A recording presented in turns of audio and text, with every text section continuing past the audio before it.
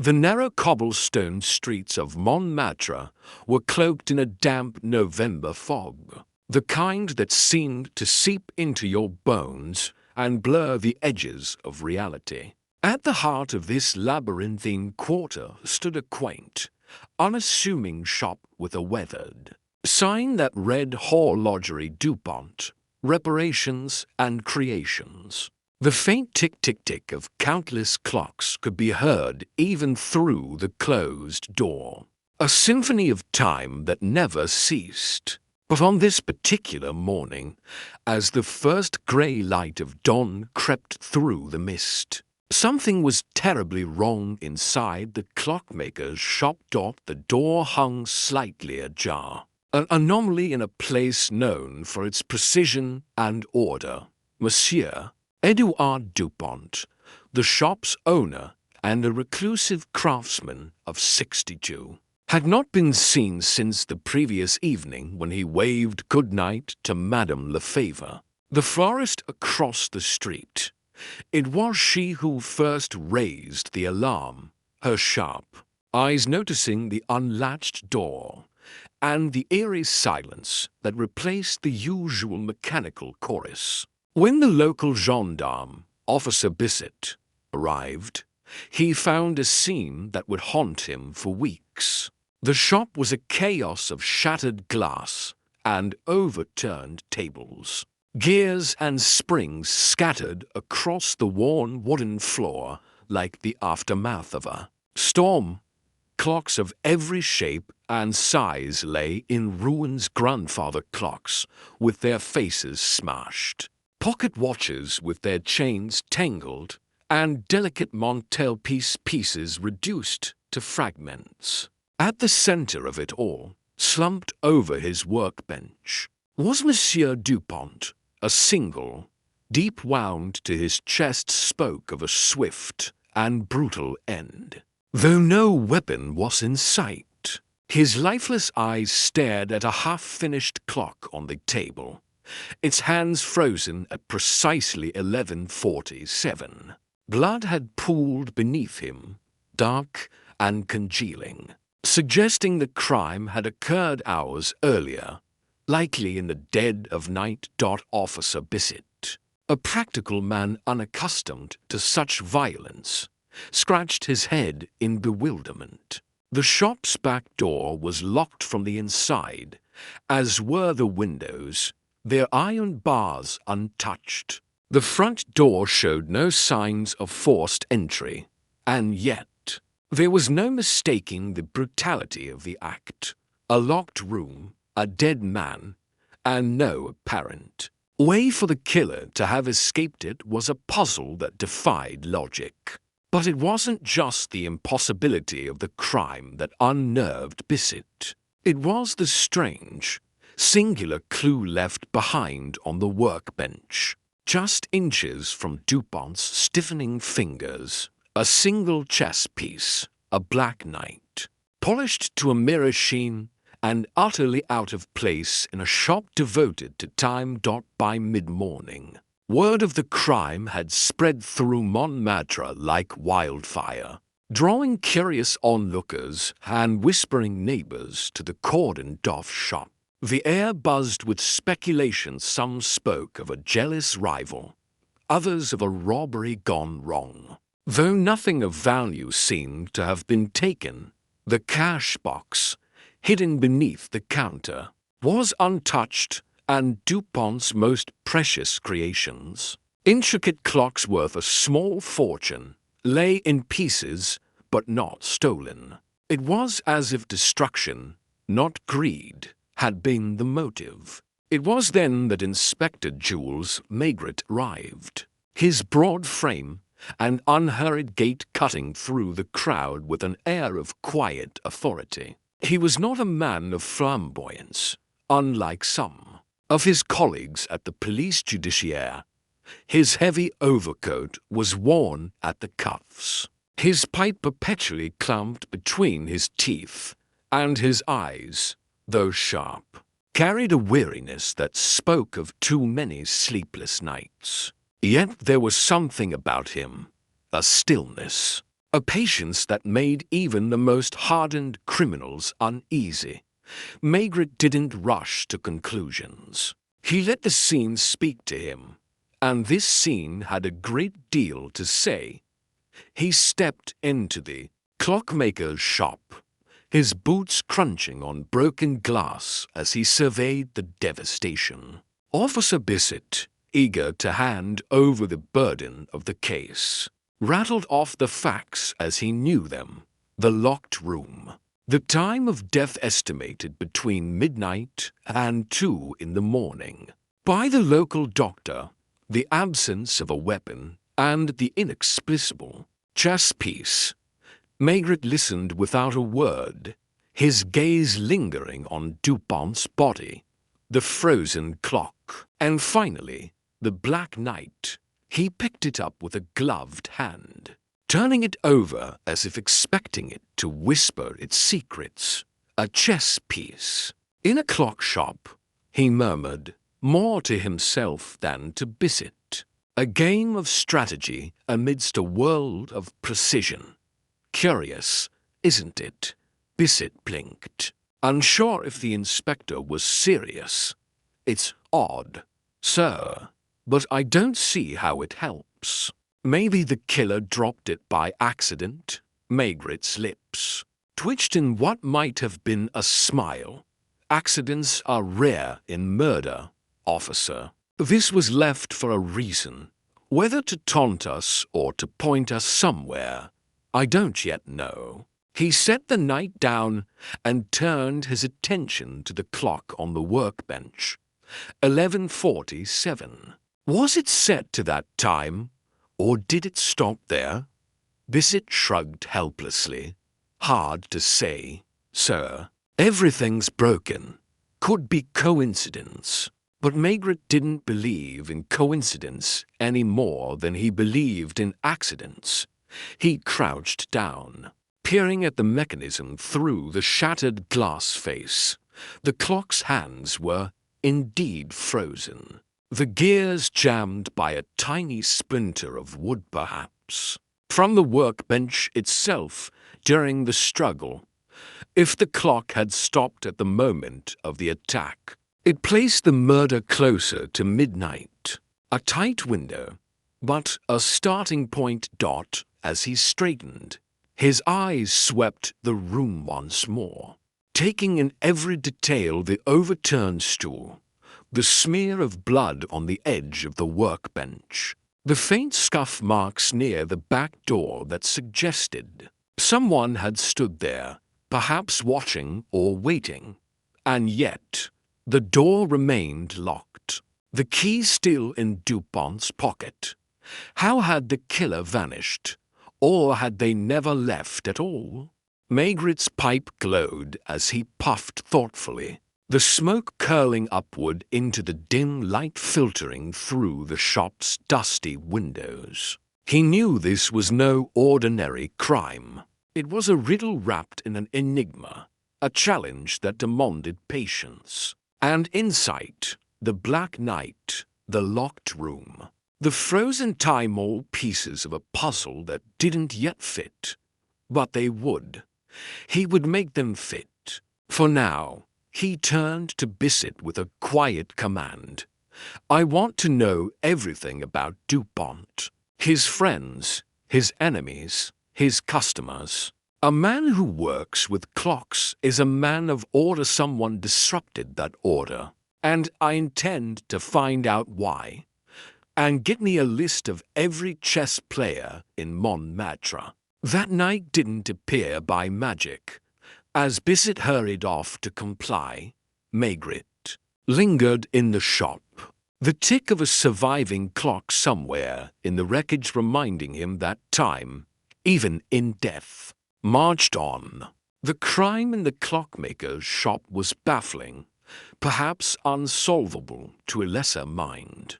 But to Jules Maigret, it was a call to unravel the impossible, one tick at a time.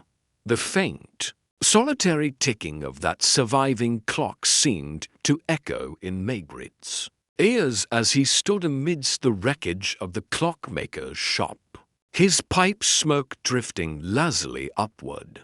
The chaos around him was a stark contrast to the methodical ticking, a reminder of the order that had once reigned here under Monsieur Dupont's steady hands. But order had been shattered, and it was Maigret's task to piece it back together. He remained motionless for a long moment, letting the scene imprint itself on his mind, every splinter of wood, every glint of broken glass, every smear of blood. He knew that answers often hid in the smallest details, the ones others dismissed as insignificant. Outside, the murmur of the crowd persisted, their speculations muffled by the shop's thick walls. Officer Bissett had returned, his notebook clutched tightly as he relayed the initial findings from the neighbors canvassed so far.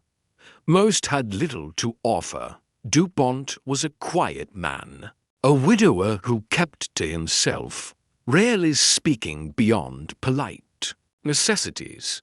He had no known enemies, no debts, and no family in Paris to speak of. His customers were few but loyal, drawn by his reputation for crafting clocks that were more art than utility. Routine, Bissett concluded, had been Dupont's life until someone violently disrupted it. Maigret nodded absently, his eyes still roaming the shop.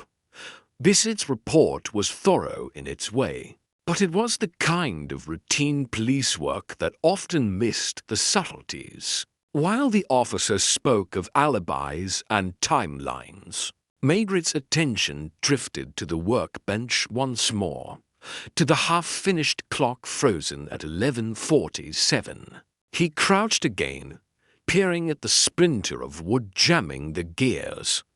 It was rough, jagged, not from any polished part of the table. His fingers traced the edge of the workbench, finding a faint gouge near where Dupont's body lay. Something or someone had struck here with force, hard enough to splinter the wood.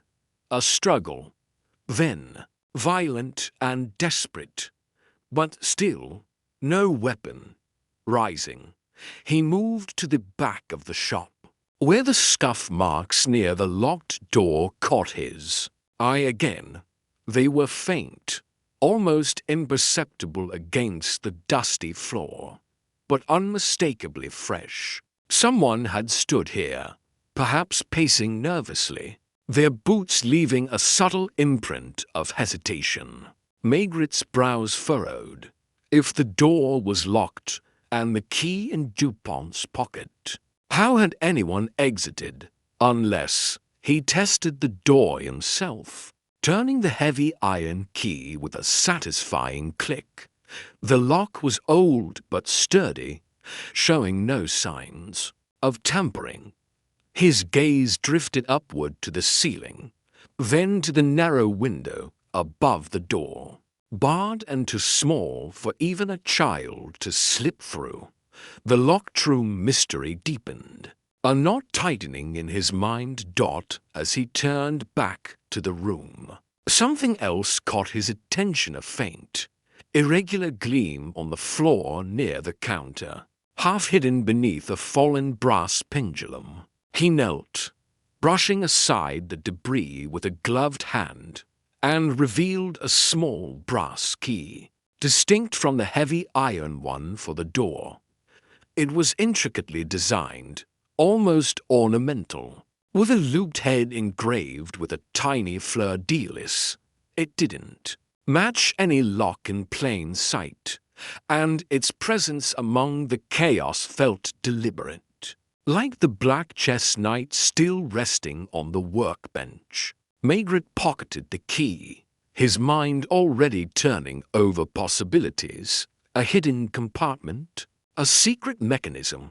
Dupont was a clockmaker, after all, a man who built puzzles within puzzles. He was about to rise when voices from the doorway drew his attention. Bissett had returned with Madame Lefebvre, the florist who had first raised the alarm. She was a weary woman in her 50s, her apron still dusted with pollen, her sharp eyes darting nervously round the shop. Maigret noted the way her hands fidgeted with the hem of her sleeve, the slight tremor in her voice as she recounted seeing Dupont the previous evening. "He was just as always, Inspector," she said, her tone clipped. "Waved good night around 9, as he locked up. Nothing unusual. I didn't hear a thing after that. My shop closes at 8, you see, and I live upstairs. But when I saw the door ajar this morning, I knew something was wrong. Edouard was never careless." Maigret watched her closely, his pipe unlit now as he focused on her every word, every gesture. "You didn't hear anything at all in the night? No shouts, no breaking glass." His voice was calm, almost conversational, but his eyes missed. "Nothing." Madame Lefebvre shook her head a little too quickly. "No, nothing. It's quiet here after dark. Just the usual sounds, wind, footsteps sometimes. I sleep soundly. Inspector, I wouldn't have heard unless it was right outside my window." There, it was a flicker, a crack in her composure. Her gaze darted to the workbench, to Dupont's body, and then away just as swiftly, her lips pressing into a thin line. Maigret didn't press her immediately. He let the silence hang, heavy and probing. She knew something, or at least suspected something, but fear or caution held her tongue. Was it guilt, grief, or merely the unease of being so close to violence? He couldn't tell yet, but the seed of deception was there, sprouting in the nervous twitch of her fingers. "And you've known Monsieur Dupont long?" he asked finally, shifting the conversation to gentler ground. "Oh, years," she replied, relaxing slightly. "He fixed a clock for my late husband once, a family heirloom. Never charged much, though he could have. A good man, Edouard. Didn't deserve this." Her voice broke on the last word, and she looked away, blinking rapidly. Maigret nodded, offering a murmur of sympathy. Though his mind was elsewhere, her emotions seemed genuine. But that fleeting glance toward the workbench nagged at him. What had she seen or expected to see that unsettled her so? He made a mental note to revisit her later, when the shock had dulled and her guard might slip further. As Madame Lefebvre was escorted out by Bissett to give a formal statement at the station, Maigret lingered near the counter, turning the small brass key over in his hand. The fleur-de-lis engraving caught the dim light, a delicate detail that felt oddly personal. He scanned the shop again, searching for anything it might unlock: a drawer, a hidden panel, a forgotten secret. His eyes settled on a row of small locked cabinets behind the counter, likely where Dupont stored his tools or unfinished works. One by one, he tested the key against their locks, but none yielded. Frustration tugged at him, though he suppressed it. If this key was a clue, its purpose remained elusive for now. Much like the Black Knight and the frozen clock.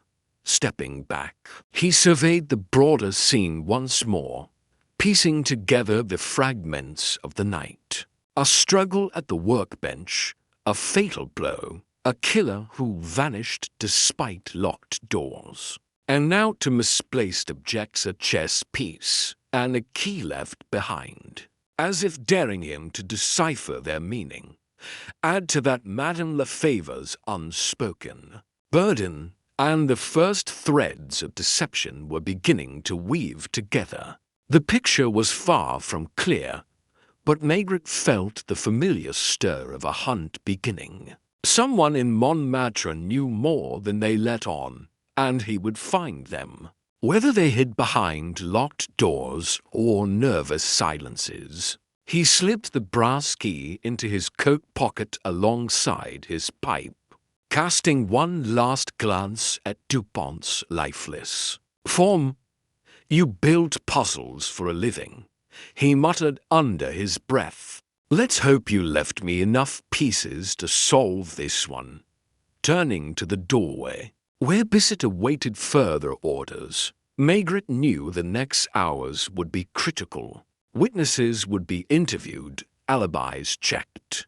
But his keen eye had already found the first cracks in the facade of this impossible crime. Now, it was a matter of prying them open. The damp chill of the November afternoon clung to Montmartre's cobblestone streets. As Inspector Jules Maigret exited the clockmaker's shop, the weight of the small brass key in his coat pocket a constant reminder of the unsolved riddles within, the crowd outside had thinned, dispersed by Officer Bissett's stern warnings and the creeping realization that there was little spectacle left to gawk at. But the murmur of unease lingered in the air, a quiet hum of suspicion that seemed to follow Maigret as he made his way toward the modest café. Des Deux Temps, a favored haunt of the neighborhood's artisans and shopkeepers. If answers were to be found, they would likely be here, buried beneath half-truths and whispered confidences over cheap wine and black coffee.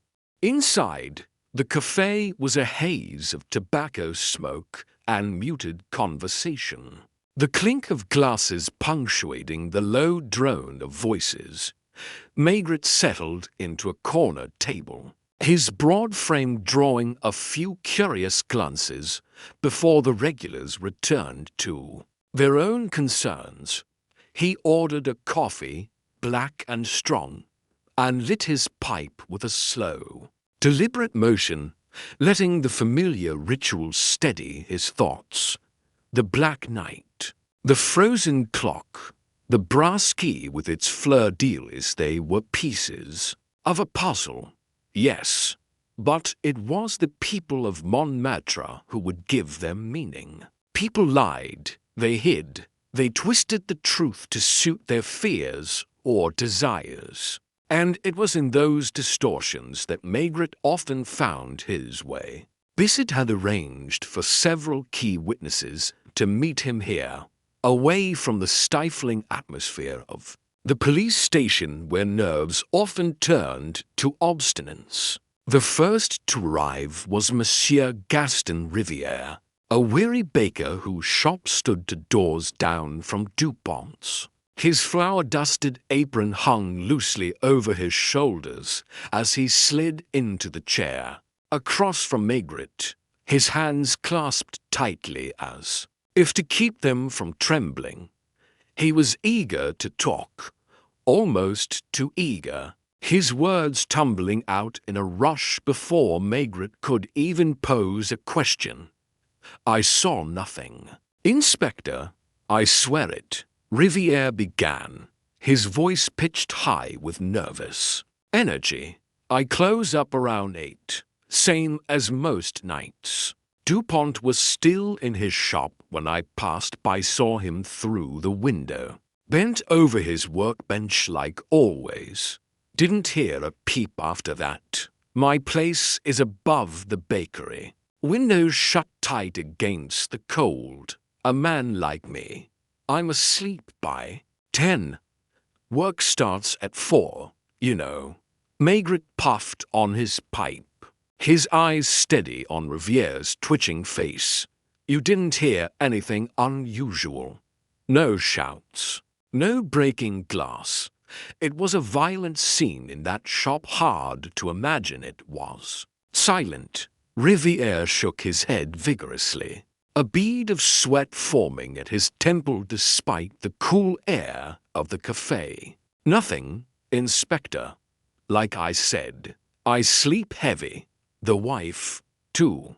We're not the nosy sort. Dupont kept to himself, and so do I. There it was a faint crack in the seam of his story. Too insistent, too quick to distance himself, Maigret noted. The way Riviere's eyes darted to the door every few seconds, as if expecting someone or fearing someone. And you never had words with Dupont? No disagreements over noise, customers, anything of the sort?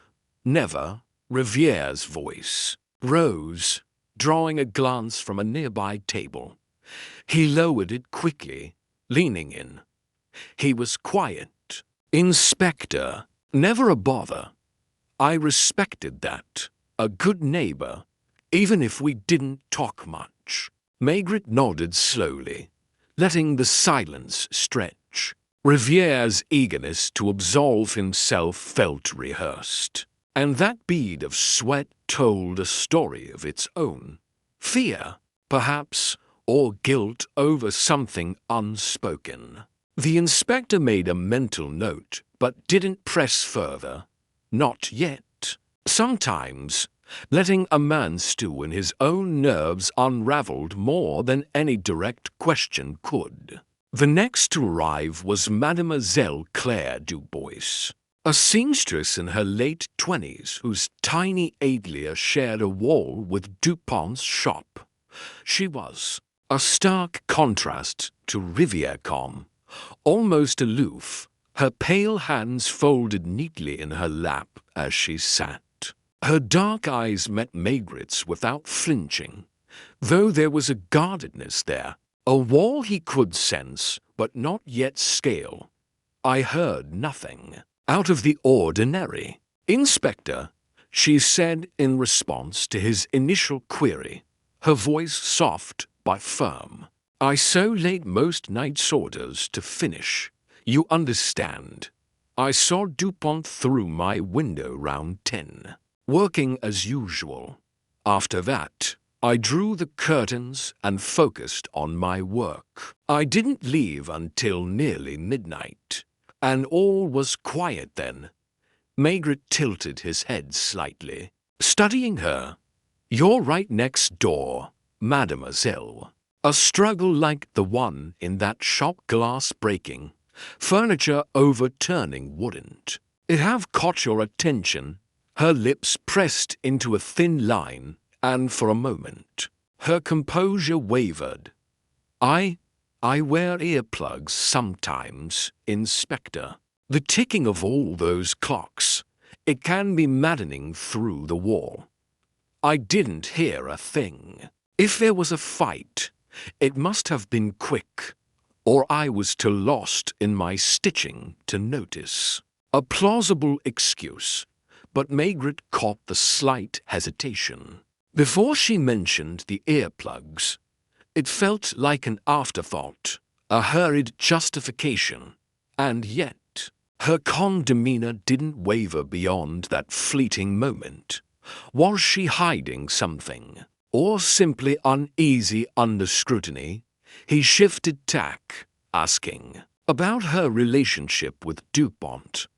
He was kind enough, she replied, her tone neutral. Fixed a small clock for me once, a keepsake from my grandmother. We didn't speak often. He wasn't the sort for idle chatter, and neither am I. Her story held together better than Riviere's, but Maigret sensed a restraint in her words, as if she were measuring each one before letting it escape. He thanked her politely, watching as she rose, and left with the same quiet dignity with which she'd arrived. Another thread of deception, subtler than Riviere's, but present all the same.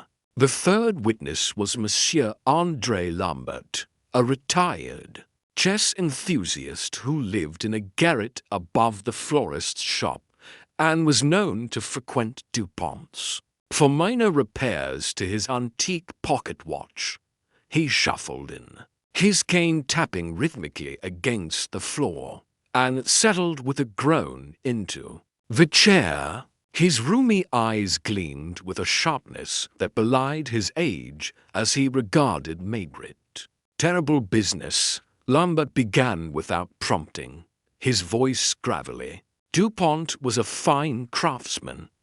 I was in his shop just yesterday afternoon, picking up my watch.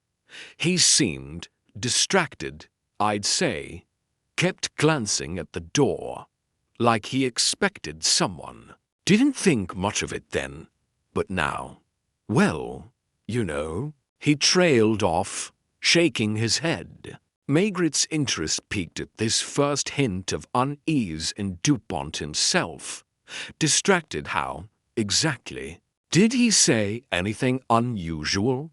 Lambert shrugged, scratching at his stubbled chin. Not a word, just fidgety. I paid him, took my watch, and left. Later, around 11, I was out for a smoke on my balcony. Saw his light still on. Figured he was working late.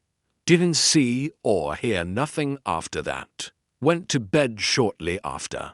11 o'clock closed to the time the clock had stopped at. 11:47. Lambert's account placed Dupont alive and working late. But his mention of the clockmaker's distraction gnawed at Maigret. Had Dupont been waiting for someone, fearing someone? And Lambert's casual mention of chess, when asked about hobbies, brought the Black Knight back to the forefront of Maigret's mind. The old man admitted to playing regularly at a local club, though he claimed to have no pieces missing from his set. Still, his offhand manner felt too polished, as if he'd anticipated the question. As Lambert hobbled out, Maigret leaned back in his chair, puffing thoughtfully on his pipe. 3 witnesses, 3 versions of the night, each with small contradictions and hidden edges. Riviere's nervous over-eagerness, Dubois's measured restraint. Lambert's convenient sharpness each carried a whiff of deception. Motives lurking beneath their carefully chosen words. The florist, Madame Lefebvre, still lingered in his mind too, with her fleeting glance at the workbench. Someone knew more than they let on, perhaps more than they realized themselves. The coffee in his cup had grown cold, but Maigret barely noticed. The voices of deception were weaving a tangled web around the clockmaker's shop, and he was only beginning to unravel the threads. Dupont's distraction, the timing of the frozen clock, the strange clues left behind all pointed to a story far deeper than a simple robbery or grudge. Whoever had struck that fatal blow had done so with purpose, and Maigret was determined to uncover it, one contradictory word at a time. The last wisps of tobacco smoke curled from Maigret's pipe as he sat in the dim corner of Café des Deux Temps, the murmur of the evening crowd fading into the background of his thoughts. The testimonies of Riviere, Dubois, Lambert, and the unspoken hesitations of Madame Lefebvre churned in his mind. Like the gears of one of Dupont's broken clocks, each piece turning, clicking, but not yet aligning into a coherent whole. Every witness had offered a fragment of the night, colored by their own distortions, and beneath their words lay a tangle of possible motives that Maigret knew he must unravel. The clockmaker's shop held secrets beyond its locked doors, and the key to solving Dupont's murder lay in understanding why someone had wanted him dead. He drained the last of his cold coffee, the bitter taste grounding him as he considered the web of connections forming in his mind. Officer Bissett had returned earlier with a preliminary report on alibis and backgrounds, meticulously scribbled in his notebook, and Maigret had listened with his usual quiet intensity. None of the witnesses had airtight alibis for the critical window between 11 p.m. and midnight, when the clock had stopped at 11:47. Riviere claimed to be asleep, as did his wife, though no one could confirm it. Du Bois had been sewing alone, earplugs conveniently drowning out any commotion. Lambert admitted to being on his balcony until just after 11, but only his own word placed him in bed afterward. And Madame Lefebvre, despite her shop being closed, lived just across the street close enough to hear or see something. If her nerves were any indication, each could have been at the scene. Each could have slipped through the fog of Montmartre's quiet streets unnoticed. But opportunity alone wasn't enough. Maigret knew that motive was the heartbeat of any crime, the why that drove the how. As he lit his pipe anew, the first tendrils of suspicion began to coalesce around the baker, Riviere. The man's nervous eagerness hinted at more than mere discomfort with authority. Bissett's report revealed that Riviere's bakery had been struggling for months, debts piling up with a local lender known for ruthless tactics. Rumor had it that Dupont, despite his reclusive nature, possessed a small but valuable collection of antique clock pieces that could fetch a tidy sum if sold discreetly. Greed could turn a desperate man to violence, and Riviere's proximity to the shop made a late-night confrontation plausible. Yet, the untouched cash box and the deliberate destruction in the shop argued against a simple robbery. If greed was the motive, why leave so much behind? Maigret's thoughts shifted to Mademoiselle Du Bois, the seamstress whose calm facade betrayed subtle cracks. Her atelier shared a wall with Dupont's shop, and Bissett had uncovered a whisper of gossip from a neighboring tenant. Du Bois had once been seen arguing with Dupont, her voice sharp and his unusually agitated, though the subject remained unknown.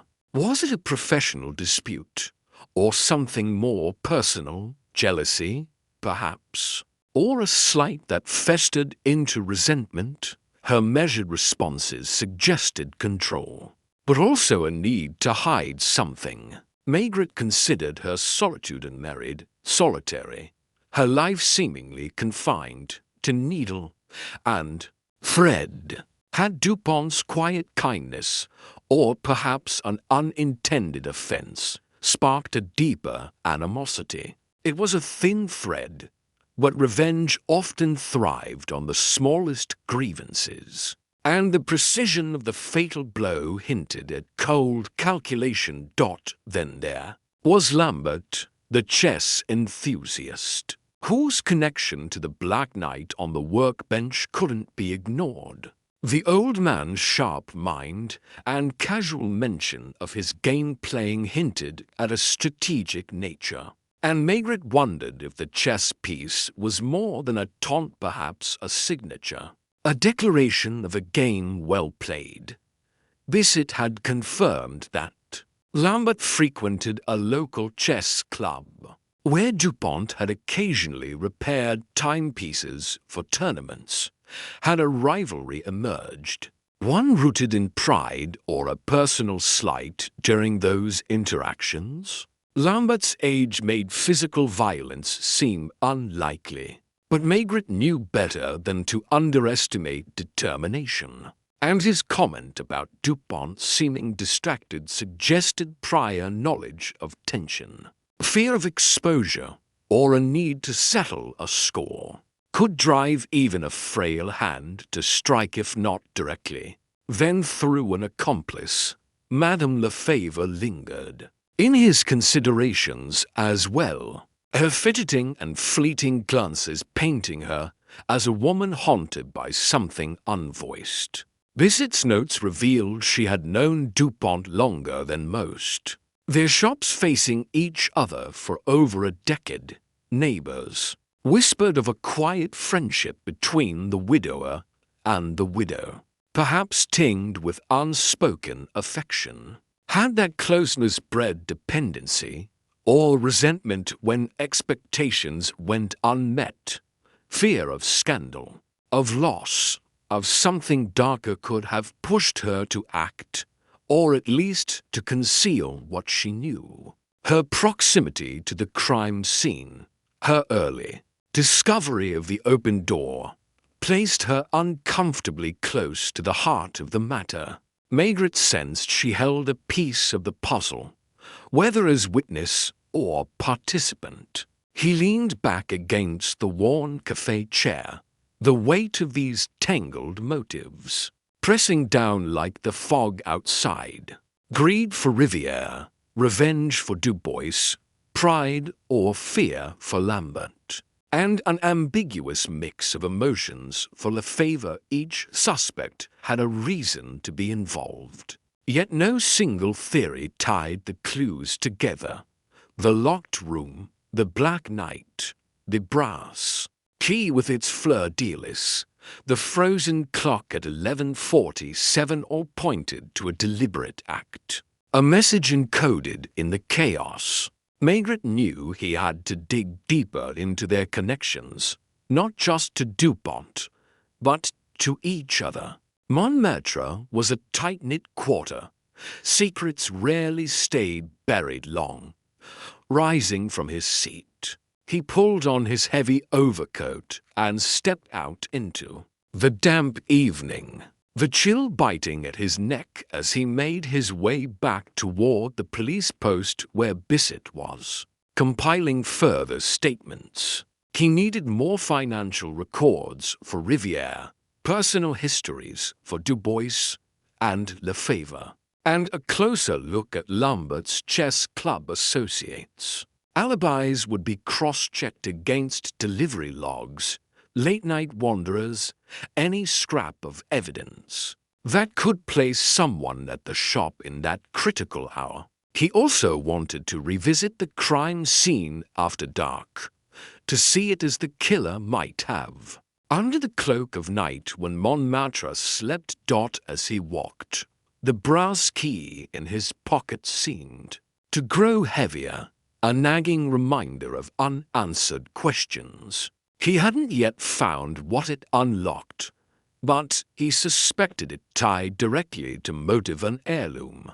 A hidden stash, a secret Dupont guarded with his life. The destruction in the shop suggested a search, perhaps frantic, for something specific. Had the killer found it, or had they left empty-handed, their rage vented on the clocks instead?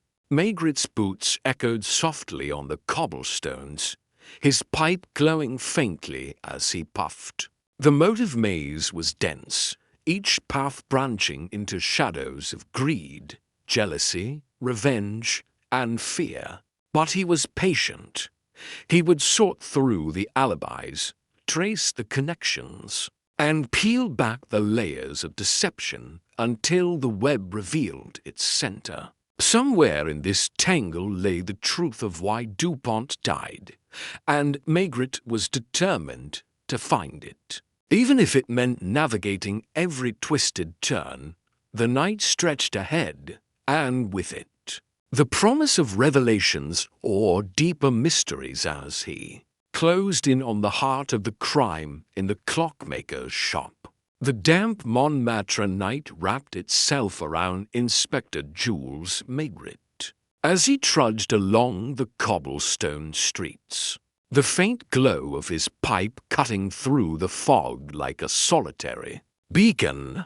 The motive maze still churned in his mind, a labyrinth of greed, revenge, jealousy, and fear woven around the suspects tied to the clockmaker's shop. Each had a reason to wish Dupont harm, yet no single theory unified the peculiar clues there. Black Knight, the brass key, the frozen clock at 11:47. As he approached the small police post where Officer Bissett awaited with updated reports, Maigret felt the weight of the investigation pressing harder. The night was far from over, and he sensed the truth was still buried beneath layers of deception. Inside the cramped office, lit by a flickering gas lamp, Bissett greeted him with an uncharacteristic urgency, his usually steady demeanor replaced by a flush of excitement. Papers and notes cluttered the desk, and in his hand he held a small, crumpled receipt, its edges worn as if it had been clutched too tightly. "Inspector, we've got something," Bissett announced, his voice tinged with triumph. "This was found in a bin just down the alley from Dupont's shop an hour ago, by one of the night patrols. It's a pawn ticket, dated yesterday, from a shop near the Seine, and it's got Riviere's name on it, clear as day. He pawned something valuable just before the murder." Maigret took the receipt, his eyes narrowing as he studied the smudged ink. It listed Gaston Riviere as the seller of an antique timepiece, valued at a sum substantial enough to ease a baker's debts for months. The timing was damning, signed mere hours before Dupont's death, suggesting a desperate act, followed by a violent one. Maigret's mind raced back to Riviere's nervous demeanor in the café, the bead of sweat on his temple, the overeager denials. Greed had been a plausible motive from the start, and this seemed to confirm it. A struggling baker, drowning in debt, steals a valuable clock from a neighboring craftsman, pawns it for quick cash, and silences the owner to cover his tracks. Bissett was already halfway to a conclusion. "It fits, sir. We know Riviere's business was failing. Dupont had those rare pieces worth a fortune to the right buyer.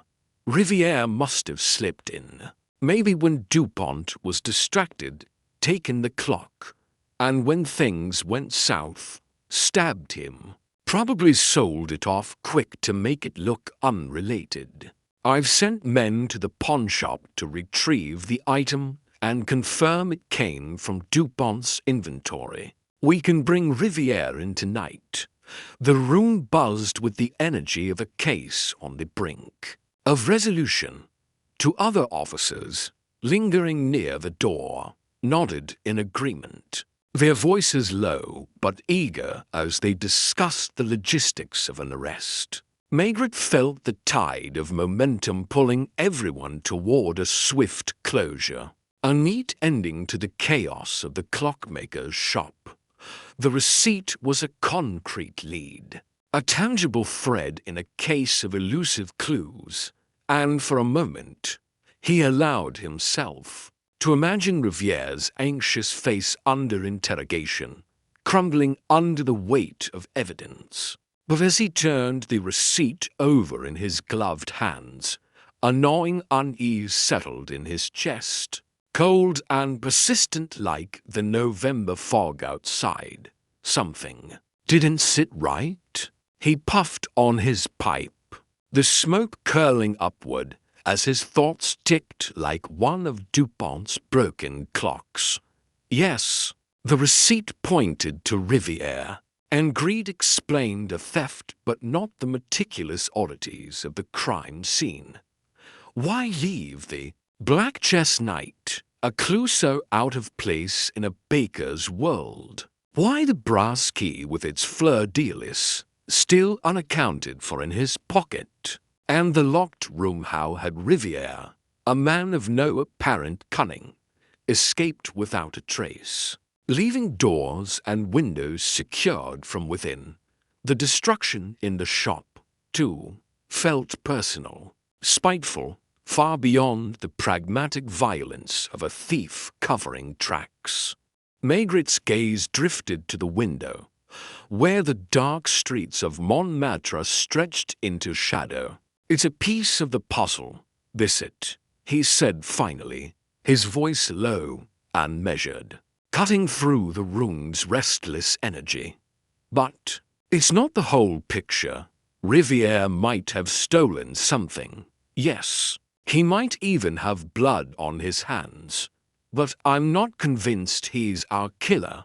Not yet." Vincent blinked, his enthusiasm faltering. "Sir, with respect, this ties him directly to a motive and a transaction right before the murder. We can't ignore it. The superintendent will want results, quick ones. The neighborhood's on edge." Maigret nodded slowly, understanding the pressure. A swift arrest would calm Montmartre's whispers, restore a semblance of order, and earn nods of approval from higher-ups at the police judiciaire. But he'd seen false victories before cases closed on convenient evidence, only to unravel when deeper truths emerged. He thought of Madame Lefevere's nervous glance, of Dubois's measured restraint, of Lambert's sharp eyes and chess connection.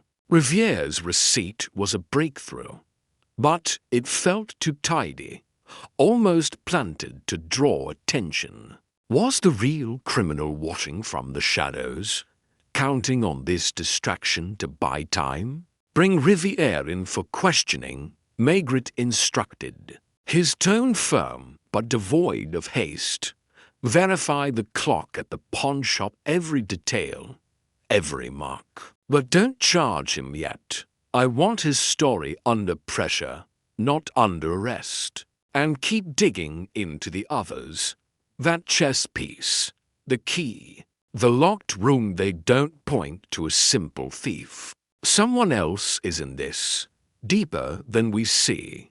Bissett hesitated, sensing Maigret's reluctance, but nodded and dispatched an officer to fetch Riviere from his bakery. Maigret stepped outside for a moment, welcoming the cold air as it cleared his head. The streets were quieter now, the fog thicker, muffling even the distant clatter of a passing cart. He felt the brass key in his pocket again, its purpose still a mystery, and pictured the Black Knight on Dupont's workbench. These weren't the hallmarks of a desperate baker. They spoke of strategy, of symbolism, of a mind playing a longer game. As he stood there, a faint unease prickled at the back of his neck, the instinct of a hunter who senses he's being watched. Somewhere in Montmartre, the real killer lingered, their tracks covered by this convenient lead. Their intent perhaps not yet fulfilled. Was Riviere a pawn in a larger scheme, or merely a distraction? Maigret couldn't shake the feeling that the violence in the clockmaker's shop wasn't the end, but a beginning, a move on a board he hadn't yet fully mapped. He turned back toward the police post, resolve hardening in his chest. Riviere's interrogation would yield answers, or at least more questions. But Maigret wouldn't let this false victory blind him. The authorities might rush to close the case, but he would keep digging, sifting through the shadows for the hand that had truly orchestrated Dupont's death. The night stretched on, and with it, the certainty that the killer was waiting, watching for the right moment to strike again, or to slip away into the fog forever. Maigret tightened his coat against the chill, his pipe glowing defiantly. He would be ready when that moment came. The cold Montmartre night seemed to deepen as Inspector Jules Maigret stood outside the cramped police post, the fog swirling around him like a shroud of unanswered questions. The glow of his pipe flickered. In the damp air, a small defiance against the darkness that mirrored his resolve. The receipt tying Riviere to a pawned timepiece had sparked a false victory among the authorities. A rush to pin the murder in the clockmaker's shop on the desperate baker. But Maigret's unease held fast too many pieces didn't fit. The Black Knight, the brass key with its fleur-de-lis, the locked room mystery they whispered of a deeper game. One the real killer played from the shadows while others took the blame. As he awaited Riviere's arrival for questioning, Maigret knew he had to look beyond the obvious, to dig into corners others had overlooked. Inside, the post was a hum of activity. Officers shuffling reports and murmuring about the imminent interrogation. Bissett approached with a fresh stack of papers, his earlier excitement tempered by Maigret's caution. "Sir, the pawnshop confirmed the timepiece came from Dupont's inventory, a rare 18th century pocket watch, one of his prized restorations. Riviere's signature is on the transaction. We've got him now, haven't we?" Maigret took the report, scanning it with a furrowed brow. "It's evidence of theft, Bissett, not necessarily murder. Let's hear what Riviere has to say before we decide what we've got." His voice was steady, but his mind was elsewhere, turning over the nagging discrepancies. Theft explained the missing watch, but not the symbolic clues or the calculated violence. He needed more, something to tie the fragments together as they waited. Maigret's gaze fell on a dusty shelf in the corner of the office, where old case files and forgotten records gathered grime. A memory stirred, vague but persistent, of a similar crime from years past, a locked room theft in Montmartre, unsolved, involving an artisan's shop and an odd clue left behind. He couldn't recall the details precisely, but the echo of familiarity tugged at him. Crossing to the shelf, he pulled down a battered ledger from a decade prior, its pages yellowed and brittle. Flipping through, he searched for anything tied to the quarter, to craftsmen, to peculiarities like the Black Knight. Halfway through, a faded entry caught his eye, a break-in at a jeweler's shop, just 3 streets from Dupont's, dated 11 years earlier.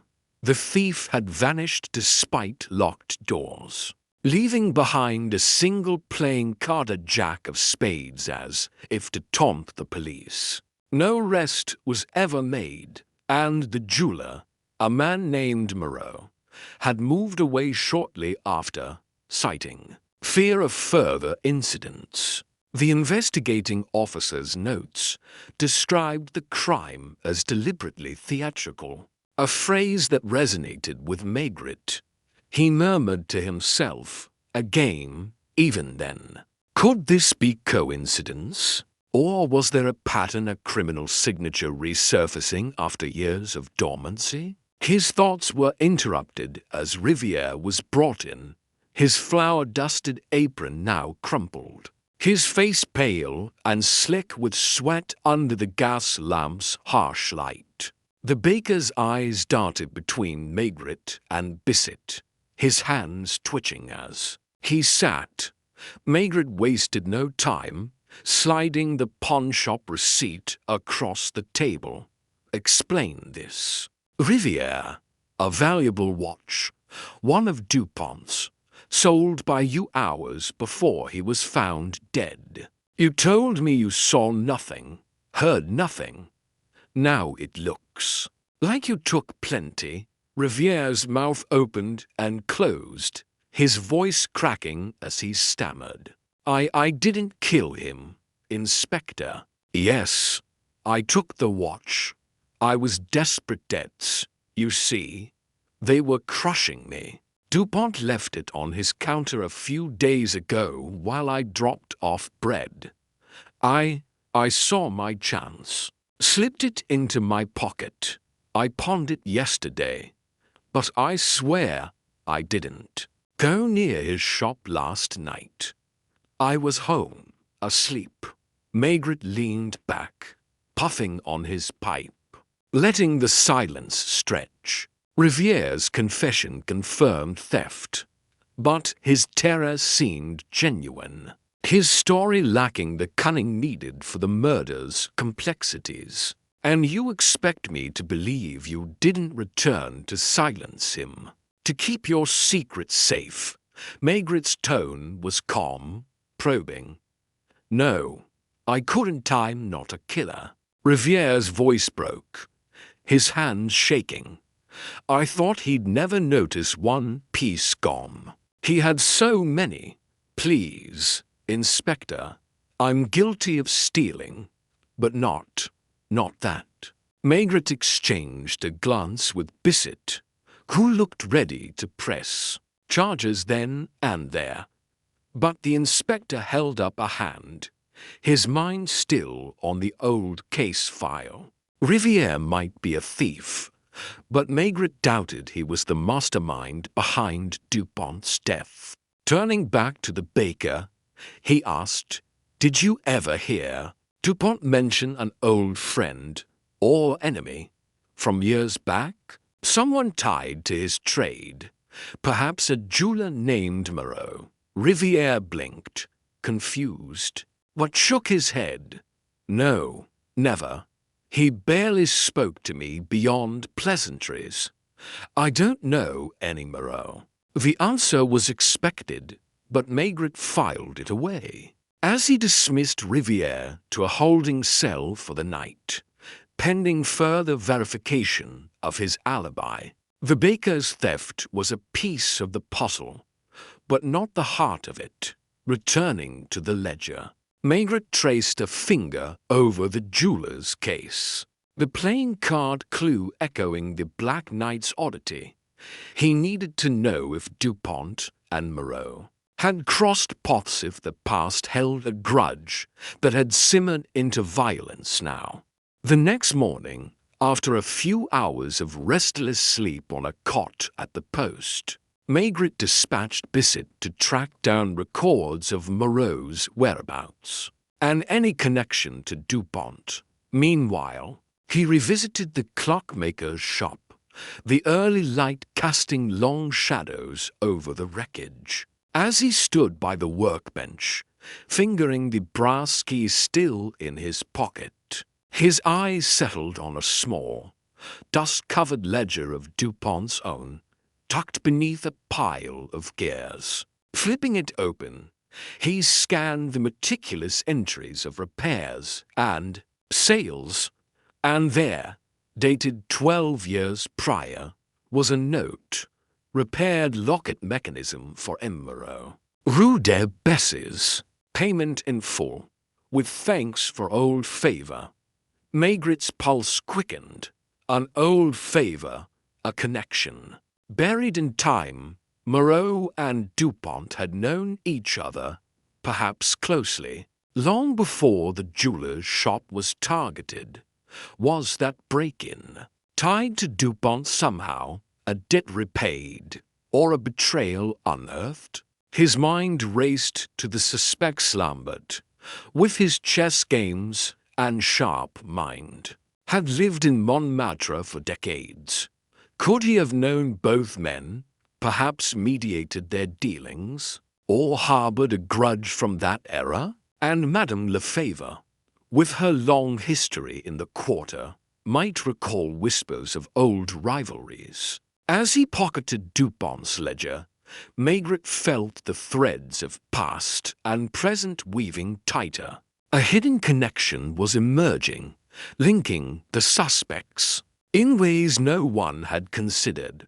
Lambert's chess club, frequented by artisans, might have been a meeting ground for Dupont and Moreau years ago. Lefebvre, ever observant across the street, could have seen their interactions. Her unease stemming from memories of conflict. Even Dubois, though younger, might tie in through familial ties or inherited grudges in this tight-knit community. The crime in the clockmaker's shop wasn't just about a stolen watch or a moment's rage. It had roots buried in shadows of the past. A forgotten grievance resurfacing with deadly intent.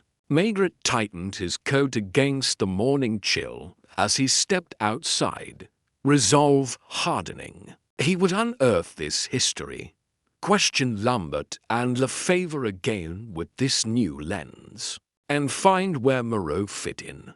The real killer had counted on time obscuring their motive, but Maigret knew that even the deepest shadows left traces. The hunt was far from over, and every tick of the clock brought him closer to the truth. The pale morning light filtered through the fog over Montmartre. As Inspector Jules Maigret exited the clockmaker's shop, Dupont's dusty ledger tucked securely under his arm.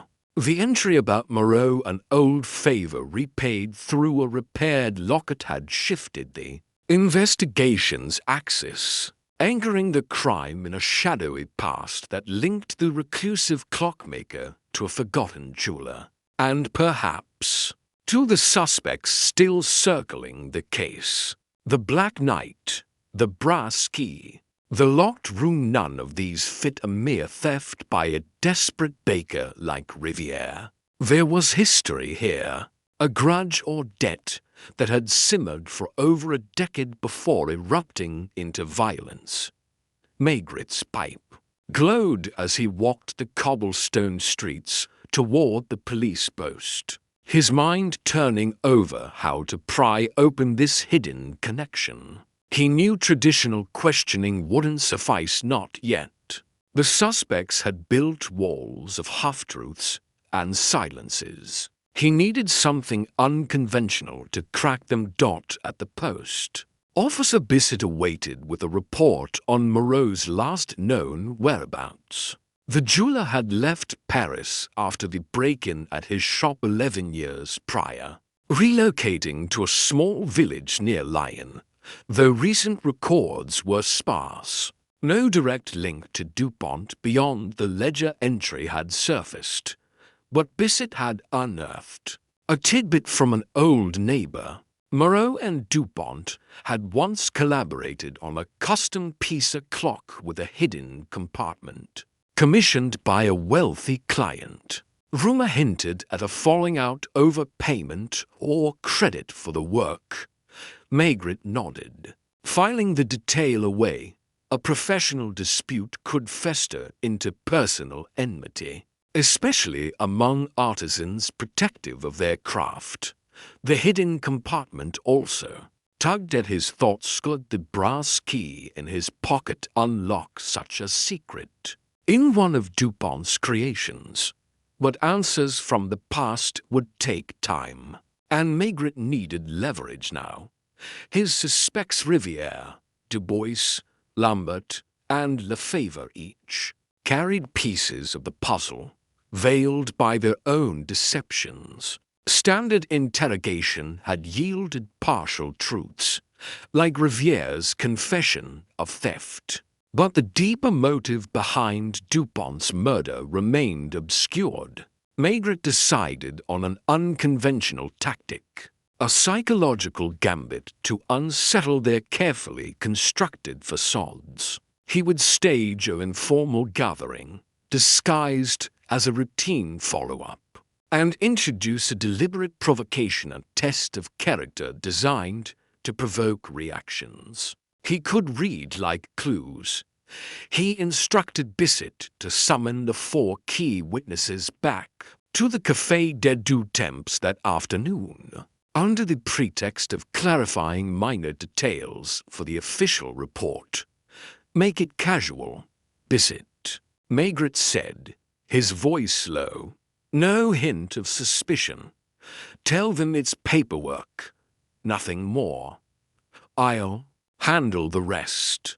Bissett, though puzzled, complied, dispatching messengers to the bakery, the Aglia, the florist's shop, and Lambert's garret. Maigret spent the intervening hours at the café, securing a large table near the back where prying ears would struggle to overhear. He ordered a pot of coffee and a tray of pastries, creating an atmosphere of harmless routine. While his mind sharpened for the game ahead, by mid-afternoon, the suspects arrived, their expressions ranging from wary to annoyed as they settled. Around the table, Riviere, pale from his night in a holding cell but released pending charges, fidgeted with his apron, avoiding eye contact. Dubois sat with her usual composed air, her dark eyes fixed on her folded hands. Madame Lefebvre twisted a handkerchief, her nervousness more pronounced than before. Lambert, leaning on his cane, offered a wry smile, his rheumy gaze lingering on Maigret as if sensing a trap. The inspector kept his demeanor genial, thanking them for their time and pouring coffee with an unhurried hand, as if this were a mere formality. "We're tying up loose ends," Maigret began, his tone conversational, almost offhand. "The case is nearly closed, thanks to evidence like the pond watch." He let the words hang, noting Riviere's flinch and the other's subtle shifts, Dubois's slight stiffening. Lefebvre's quick glance at nothing in particular. "But there's one curious detail I wanted your thoughts on. You've all been helpful, after all." From his coat pocket, he produced the Black Knight chess piece, polished and gleaming under the cafe's dim light, and placed it at the center of the table. "This was found near Dupont's body. Odd, don't you think, in a shop of clocks? I wondered if any of you might recognize it, or guess why it was left there." The silence that followed was heavy, electric with unspoken thoughts. Maigret's eyes moved from face to face, reading their reactions with the precision of a clockmaker examining gears. Riviere stared at the piece blankly, his confusion genuine, perhaps too preoccupied with his own guilt over the theft. Dubois's gaze flicked to it briefly, her expression unchanged. Though her fingers tightened almost imperceptibly, Lefebvre inhaled sharply, her handkerchief crumpling as she looked away, color rising to her cheeks. But it was Lambert who betrayed, the most subtle, involuntary twitch of his jaw, his sharp eyes narrowing for a fraction of a second before he masked it with a casual shrug. "Chess, eh?" Lambert said, his gravelly voice steady but a beat too late. "I play, as you know, Inspector. But I've no idea why it'd be there. Dupont wasn't a player, far as I recall. Maybe a customer dropped it." Maigret nodded, as if considering the suggestion, while internally marking the crack in Lambert's composure. The old man's reaction wasn't fear or guilt, but recognition, fleeting, yet undeniable. He knew something about the night, or its significance, beyond a casual chess enthusiast's curiosity. The others might be uneasy, hiding their own secrets, but Lambert's twitch hinted at a connection to the symbol itself, tying him closer to the crime's theatrical nature, the kind Maigret had seen in the old jeweler's case with the playing card.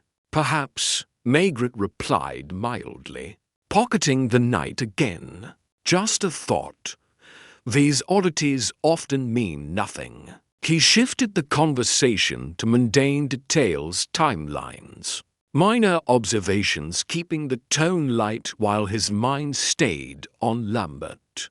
The test had worked, The chess piece, an unconventional clue wielded as a psychological prod, had rattled a Wade. Lambert's sharpness, his connection to strategy games, and now this reaction aligned with the idea of a calculated killer. Someone who viewed murder as a move on a border notion, echoing the past case of Moreau's break-in. As the gathering dispersed, Maigret lingered at the table, sipping the last of his coffee. Lefebvre's nerves and Dubois's restraint still nagged at him. But Lambert was the thread to pull now. Could he have known Dupont and Moreau from years ago? Perhaps been part of their circle or their conflict? Was the Black Knight a signature? A taunt from a mind that thrived on games, resurfacing after a decade. Maigret knew he needed to delve deeper into Lambert's past, his ties to the chess club, and any grudges tied to artisans like Dupont. The fog lingered outside as he rose, tightening his coat. The unconventional tactic had revealed a subtle crack in Lambert's deception, a glimpse of hidden knowledge. But the full picture remained elusive, the shadows of the past still cloaking the true motive. Maigret lit his pipe, the glow a quiet promise as he stepped into the chill. He would confront Lambert again, armed with this new insight, and turn that crack into a breach. The clockmaker's shop held its secrets tight, but Maigret was closing in, one unexpected move at a time. The late afternoon fog clung stubbornly to Montmartre's narrow streets as Inspector Jules Maigret stepped out of the Café des Deux Temps, the taste of bitter coffee lingering on his tongue. The gathering with the suspects had yielded its quiet victory. Lambert's subtle reaction to the Black Knight chess piece, a twitch of recognition that betrayed hidden knowledge, had sharpened Maigret's focus on the old chess enthusiast. Yet even as he marked Lambert as a thread to pull, the broader puzzle of the clockmaker's shop murder remained a tangle of shadows, past grudges, cryptic clues, and locked-room impossibilities. The brass key with its fleur-de-lis still weighed in his pocket, unplaced, unsolved, alongside the frozen clock at 11:47 and the brutal chaos of Dupont's death. Maigret puffed on his pipe, the smoke curling into the damp air, as he resolved to unravel Lambert's past while keeping an eye on the other's deceptions. Somewhere in this chaos, a pattern waited to emerge. He could feel it, just out of reach. He made his way back to the police post, where Officer Bissett was sifting through a fresh stack of reports. The young officer looked up, his expression a mix of diligence and fatigue. "Sir, I've got more on Lambert's history at the chess club, records of members from a decade back, when Dupont and that jeweler Moreau might have crossed paths there. Lambert's been a regular for 20 years, known for mentoring younger players and organizing matches. A few old-timers recall him having sharp words with artisans over late payments for repaired timers used in tournaments. Nothing violent." Vote Maigret nodded, settling into a rickety chair as he absorbed the information. Sharp words could fester into deeper resentments, especially with a man like Lambert, whose strategic mind thrived on control and calculation. The chess club as a nexus for Dupont and Moreau's circle made sense, a place where pride and rivalry could simmer among craftsmen and players alike. But it was still a fragment, not the whole. "Keep digging, Bissett," he murmured. "I want names of anyone tied to both Lambert and Dupont back then." and check if Moreau ever attended those matches. As Bissett scribbled a note, Maigret's gaze drifted to the clutter on the desk reports, sketches of the crime scene, and a small stack of Dupont's personal ledgers retrieved from the shop. His fingers lingered on the topmost ledger, the one he'd found earlier with the mention of Moreau's repaired locket, flipping through it again. More out of habit than expectation, he scanned the meticulous entries of repairs and sales, each dated and annotated in Dupont's precise hand. Most were mundane clock hands replaced, springs adjusted, but one entry, dated just a month before the murder, caught his eye. It read, "Adjusted mantel clock for M. Lambert. Mechanism stuck at 11:47 due to warped gear. Reset and returned. Payment delayed, as usual." Maigret's breath caught, though he kept his expression neutral. 11:47, the exact time frozen on the half-finished clock beside Dupont's body. He'd assumed that clock stopped during the struggle, perhaps jammed by debris, marking the moment of the attack. But here was a record tying that specific time to Lambert, a quirk of a prior repair etched into Dupont's ledger like a signature. It was a small, seemingly insignificant detail, buried among routine transactions, but to Maigret, it flared like a beacon in the fog. Had Lambert noticed this recurring glitch during his last visit? Could it have been a deliberate choice, a taunt? A message to set the murder's timestamp to echo a past irritation? He leaned back, pipe unlit between his teeth, as the pieces around this detail began to shift into a nascent pattern. The Black Knight, a symbol of strategy, tied directly to Lambert's obsession with chess. The frozen time, 11:47, now linked to a personal interaction between Lambert and Dupont, hinted at a deliberate marker, not a random accident of violence. Maigret recalled Lambert's twitch of recognition at the cafe, the old man's sharp mind masking unease. What if the crime scene wasn't chaos, but a carefully staged tableau, a game board set by a player who reveled in outsmarting others? The locked room, the destruction, the odd clues, they weren't mere obstacles. They were moves in a match Lambert believed he'd already won. Maigret's mind raced further, weaving this insight with the shadows of the past.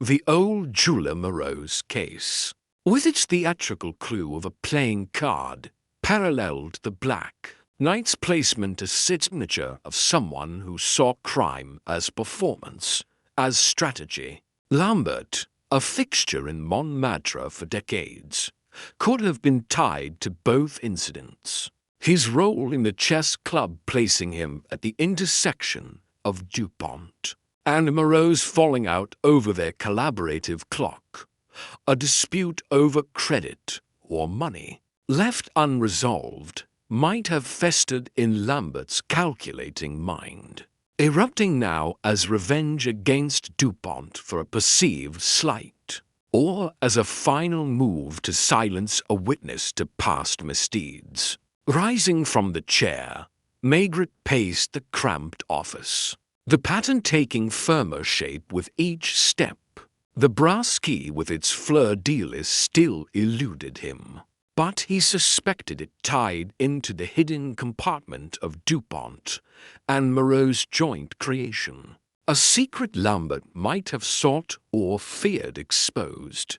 The destruction in the shop suggested a search, perhaps for that very clock or its contents, masked as random violence. And the locked room, a trick, a sleight of hand by a man who thrived on outwitting opponents.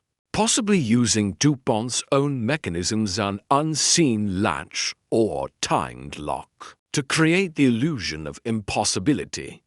He stopped pacing, turning to Bissett. With renewed focus, I want Lambert's home searched, quietly. Look for anything tied to chess beyond the usual custom pieces, old sets, notes on games or rivals, and check for clocks, especially ones with hidden mechanisms. Bring me any correspondence from years back, anything mentioning Dupont or Moreau. We've been looking at the big moves, Bissett, but the key's been in plain sight at time, a habit. A number on a page. Bissett nodded, sensing the shift in Maigret's tone, though confusion lingered in his eyes. You think Lambert staged it all? Sir, even the locked room? I think, Maigret replied, lighting his pipe with a deliberate flick, that Lambert plays to win. And he's been playing longer than we realized. That time, 11:47, isn't just a coincidence, it's a signature, a jab at Dupont from a man who remembers every slight. We've seen the chaos, but not the order beneath it. Now we will. As Bissett hurried off to arrange the search, Maigret stood by the window, gazing into the foggy street. The pattern was emerging, subtle but undeniable, from a detail as small as a stuck clock hand recorded in a ledger. The crime in the clockmaker's shop wasn't random violence or desperate theft. It was a calculated endgame, crafted by a mind that saw life as chess and Dupont as a pawn to sacrifice. But Maigret wasn't checkmated yet. With this newfound clarity, he would corner Lambert, force the old player to reveal his full board, and uncover the final move that had cost Dupont his life. The fog might obscure the streets, but the path ahead was sharpening, each step bringing Maigret closer to the heart of a game hidden in plain sight all along. The fog over Montmartre had thickened by evening, draping the cobblestone streets in a ghostly veil as Inspector Jules Maigret stood by the window of the police post, his pipe clenched unlit between his teeth. The pattern he'd glimpsed, an intricate web spun around the seemingly trivial detail of a clock stuck at 11:47, had crystallized his suspicion on André Lambert, the chess enthusiast whose strategic mind seemed to orchestrate the murder in the clockmaker's shop as if it were a game on a board.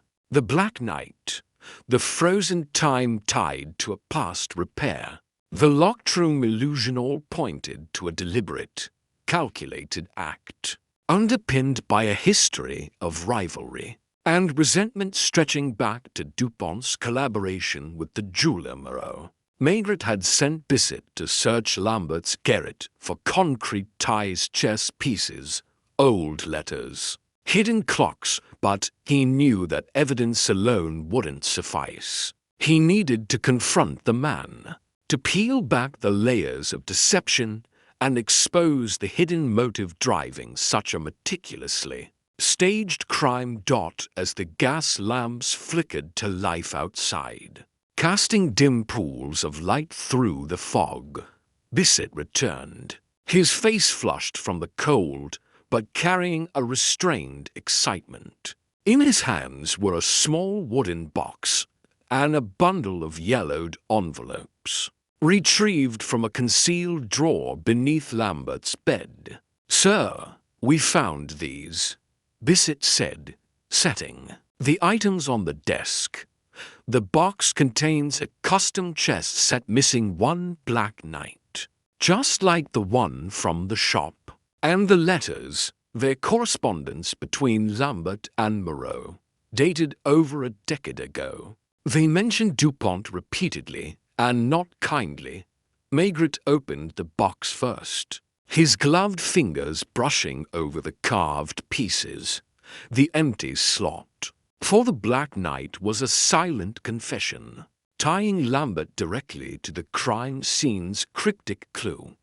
Then he turned to the letters, scanning the brittle pages under the lamp's harsh glow. The tone was bitter, spat with ink-stained resentment. Lambert accusing Moreau of cheating him in a business deal involving a tournament prize, a rare clock crafted by DuPont. Moreau's responses were defensive, insisting DuPont had vouched for the deal's fairness, positioning the Clockmaker as Lambert's perceived betrayer. One line from Lambert stood out, scrawled with barely contained fury. DuPont's honor is a lie, and I'll see him pay for siding with thieves. Time will tell, mine always does. Maigret exhaled slowly, the words echoing the frozen clock. At 11:47, a time-stamp of vengeance, a personal taunt rooted in a grudge nursed for over 10 years. But as he pieced this together, he sensed the motive ran deeper than mere revenge over a sour deal. The theatricality, the obsession with games, it spoke of a psyche twisted by more than financial loss. He instructed Bissett to bring Lambert in immediately, not for a casual chat, but for a confrontation in the stark interrogation room at the post. Keep it quiet, Maigret added. No fanfare. I want him off balance, but not forewarned. Within the hour, Lambert shuffled into the room, his cane tapping rhythmically, his rheumy eyes meeting Maigret's with a guarded sharpness. The old man sat without being asked, a faint smirk playing on his lips as if anticipating a familiar gambit. Maigret wasted no time, placing the wooden chess box open, with its missing knight slot glaring on the table between them, alongside the bundle of letters. Recognize these, Monsieur Lambert? He asked, his voice calm but weighted with certainty. Found in your home, hidden away. And this time, 11:47. Curious how it ties to a repair DuPont did for you. Now marking the moment of his death. Care to explain? Lambert's smirk faltered for a fraction of a second, his jaw tightening as it had at the cafe. But he recovered swiftly, leaning back with a forced chuckle. Inspector, you're reaching. A chess set proves nothing. I've dozens. And a time coincidence. I'm an old man, not a murderer. You've got your thief, that Baker Riviere. Why bother me? Maigret leaned forward, his broad frame casting a shadow over the table, his eyes unyielding. Riviere stole a watch. Yes, but he didn't stage a game. You did. The Black Knight missing from this very set. The letters dripping with hatred. For DuPont over a deal gone sour with Moreau. You blamed him for taking sides, for costing you pride and coin. But I think it's more than that. A man like you, obsessed with strategy, doesn't kill for money alone. Why go to such extremes? What drove you to turn a murder into a chess match? The silence that followed was heavy, the air in the room thick with tension. Lambert's fingers twitched on his cane, his gaze dropping to the chess box, then back to Maigret. For the first time, a flicker of something rot-a-feet, perhaps, or exhaustion crossed his weathered face when he spoke. His voice was quieter, almost confessional, though laced with bitter pride. You think you've cornered me, Inspector? Fine. I'll give you the why. Since you've sniffed so close, it wasn't just the money, though losing that prize stung. It was the betrayal. Dupont and Moreau they made a fool of me, passed me over for recognition at the club, laughed behind my back. I was the best strategist there, but they treated me like a pawn. For years, I watched Dupont tinker away, revered by idiots who didn't see his mediocrity. I wanted him to feel small, to know I'd outplayed him at the end.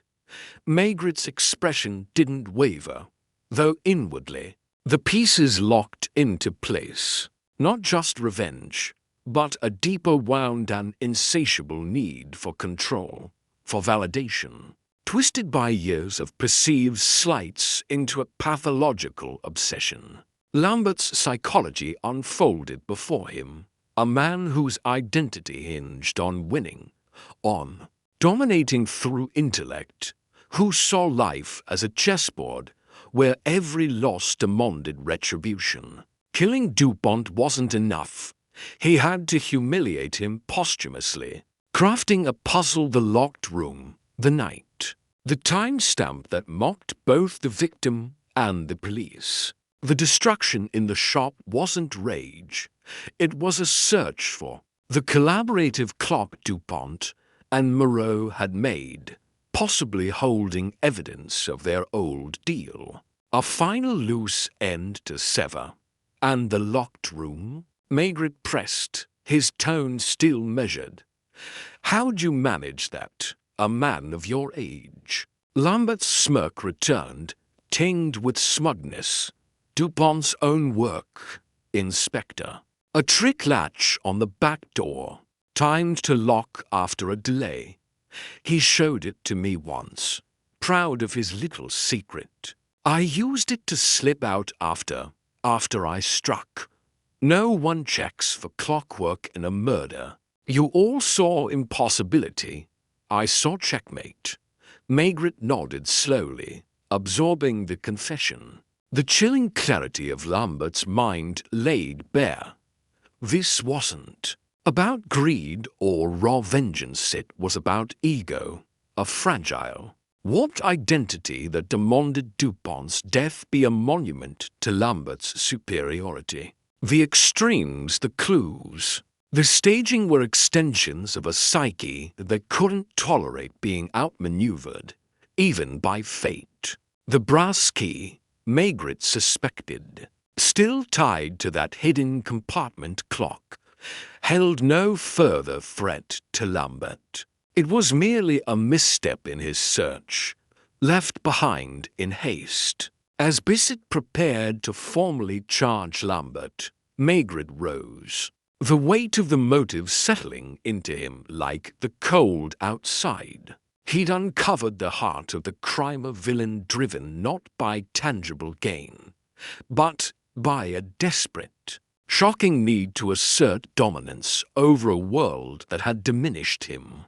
The clockmaker's shop murder was solved, yet Maigret felt no triumph. Only the quiet somberness of understanding a mind so broken it turned life into a deadly game. He stepped into the foggy night, pipe now lit, knowing the paperwork in courts awaited, but also knowing the true horror lay not in the act, but in the hidden obsession that birthed it. The fog hung heavy over Montmartre as Inspector Jules Maigret stepped into the biting night air outside the police post. The glow of his freshly lit pipe a small defiance against the encroaching darkness. Inside, the interrogation room still echoed with André Lambert's chilling confession, a motive rooted not in greed or simple revenge, but in a warped need for dominance, an obsession with outsmarting a world that had belittled him.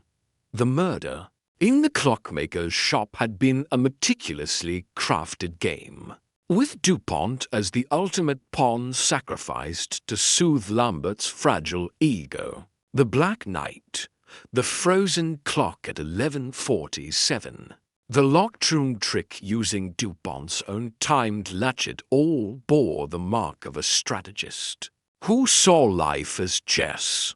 Maigret had uncovered the hidden psychology, the shocking depth of Lambert's compulsion. But formal closure demanded more than words. He needed to secure the final proof, to confront Lambert with the last piece of the puzzle and seal the case beyond doubt. The night was not yet over, and the tension coiled tighter with every passing moment. Back inside, Lambert sat shackled in the interrogation room, his earlier smugness replaced by a weary defiance, his rheumy eyes tracking Maigret's return with wary calculation. Bissett stood by the door, a mix of awe and unease on his face after witnessing the unraveling of such a twisted mind. On the table lay the evidence Lambert's custom chess set with its missing black knight, the damning letters seething with hatred for Dupont and Moreau, and a sketch of the crime scene noting the precise time of 11:47. Yet Maigret knew one piece remained unresolved, the brass key with its fleur-de-lis, still unaccounted for in his pocket. He suspected it tied to the collaborative clock Dupont, and Moreau had crafted years ago, possibly holding evidence of the old deal Lambert sought to erase. If he could link it definitively to Lambert's actions, there would be no room for denial in court. Maigret settled into the chair across from Lambert, his broad frame a quiet force in the cramped room, his expression composed but unyielding. He placed the brass key on the table with a deliberate clink, its intricate fleur-de-lis design catching the gas lamp's flicker. One last detail. "Monsieur Lambert," he began, voice low and steady, as if discussing the weather. "This key was found near Dupont's workbench, tucked among the wreckage. I believe it unlocks something you were searching for that night, a clock with a hidden compartment. The one you, Dupont, and Moreau quarreled over years ago. You tore the shop apart looking for it, didn't you? But you missed this. Care to tell me where it leads, or shall I find out myself?" Lambert's gaze flicked to the key, and for a moment a ripple of unease crossed his weathered face, less guarded than before. A crack in his calculated facade. His fingers twitched on the table, chained as they were, and he let out a hoarse chuckle. Though it lacked conviction, "You're persistent, Inspector. A key's just a key. I don't know what it opens. You've got my story, stick to it. I've said all I'll say." Maigret leaned back, puffing on his pipe, letting the silence stretch. He knew Lambert was stalling, clinging to the last vestige of control in a game he was losing. But Maigret had set his trap, not with brute force, but with patience and precision.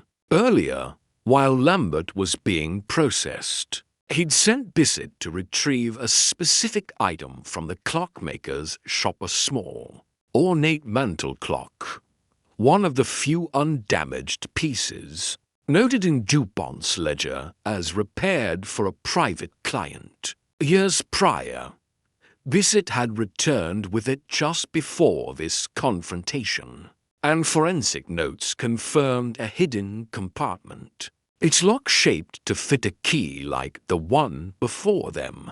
Maigret hadn't mentioned it yet, letting Lambert believe the key's purpose remained a mystery. "I think you do know," Maigret continued, his tone still mild but laced with certainty. "You wanted to bury the past, every trace of that deal with Moreau and Dupont that cost you pride in standing at your precious chess club. That clock held something, didn't it? Papers, perhaps, or a record of who truly owned the design. You killed Dupont to silence him, staged the scene as your grand checkmate. But you couldn't find the final piece, Let's see if I've found it for you. At a nod from Maigret, Bissett stepped forward, placing the mantel clock on the table with a soft thud. Its polished wood gleamed. The fleur-de-lis motif etched faintly on its base matched the key's design.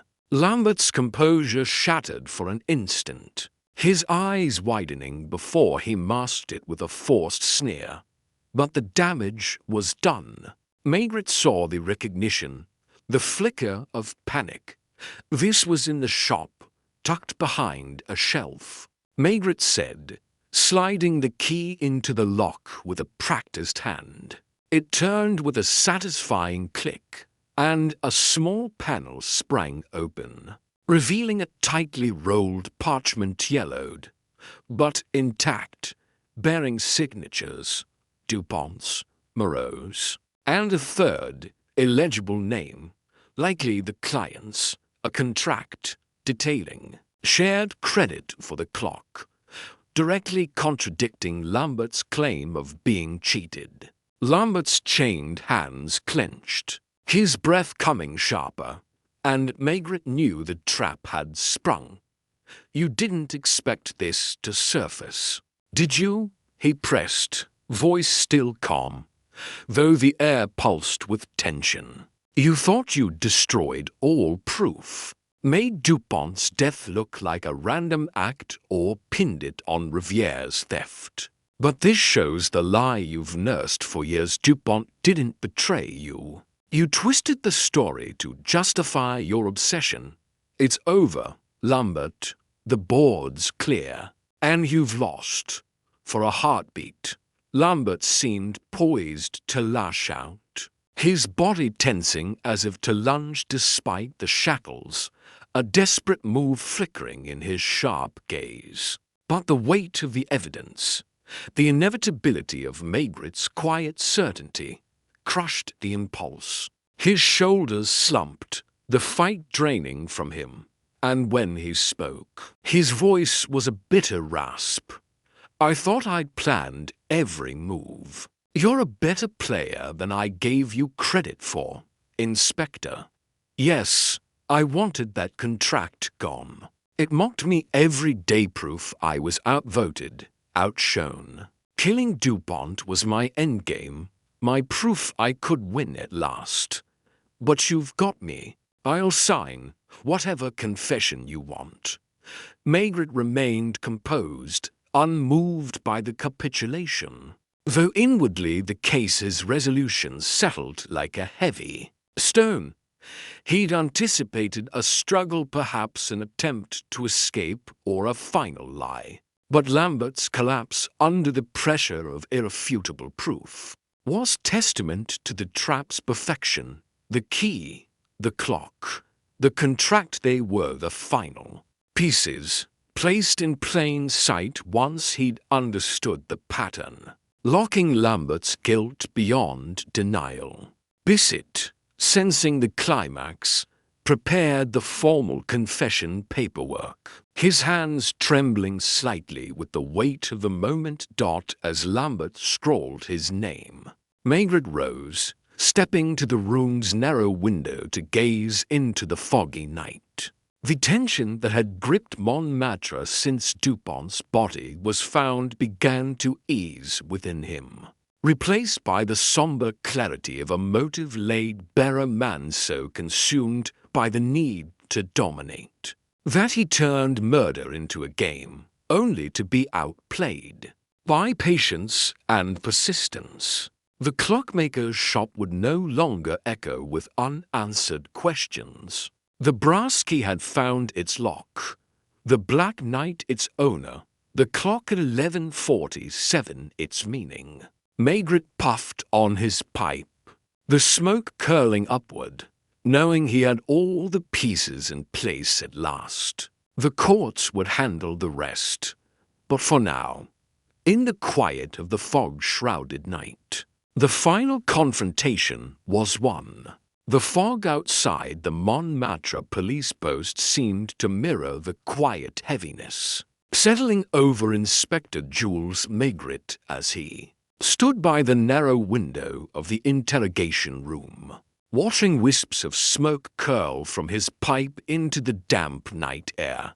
The final confrontation with André Lambert had unfolded with grim precision.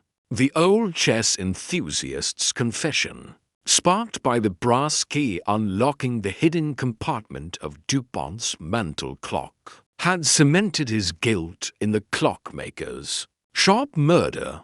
The motive, a twisted obsession with dominance and validation over a decades-old slight, lay bare alongside the tangible evidence, the missing Black Knight from Lambert's set, the contract proving no betrayal by Dupont, and the cunning locked-room trick using a timed latch. Lambert's scrawl on the confession form, now in Bissett's hands for processing, marked the case's closure, or so it appeared. Yet, as Maigret gazed into the shrouded streets, a faint unease prickled at the edges of his mind, a whisper that not all shadows had been dispelled.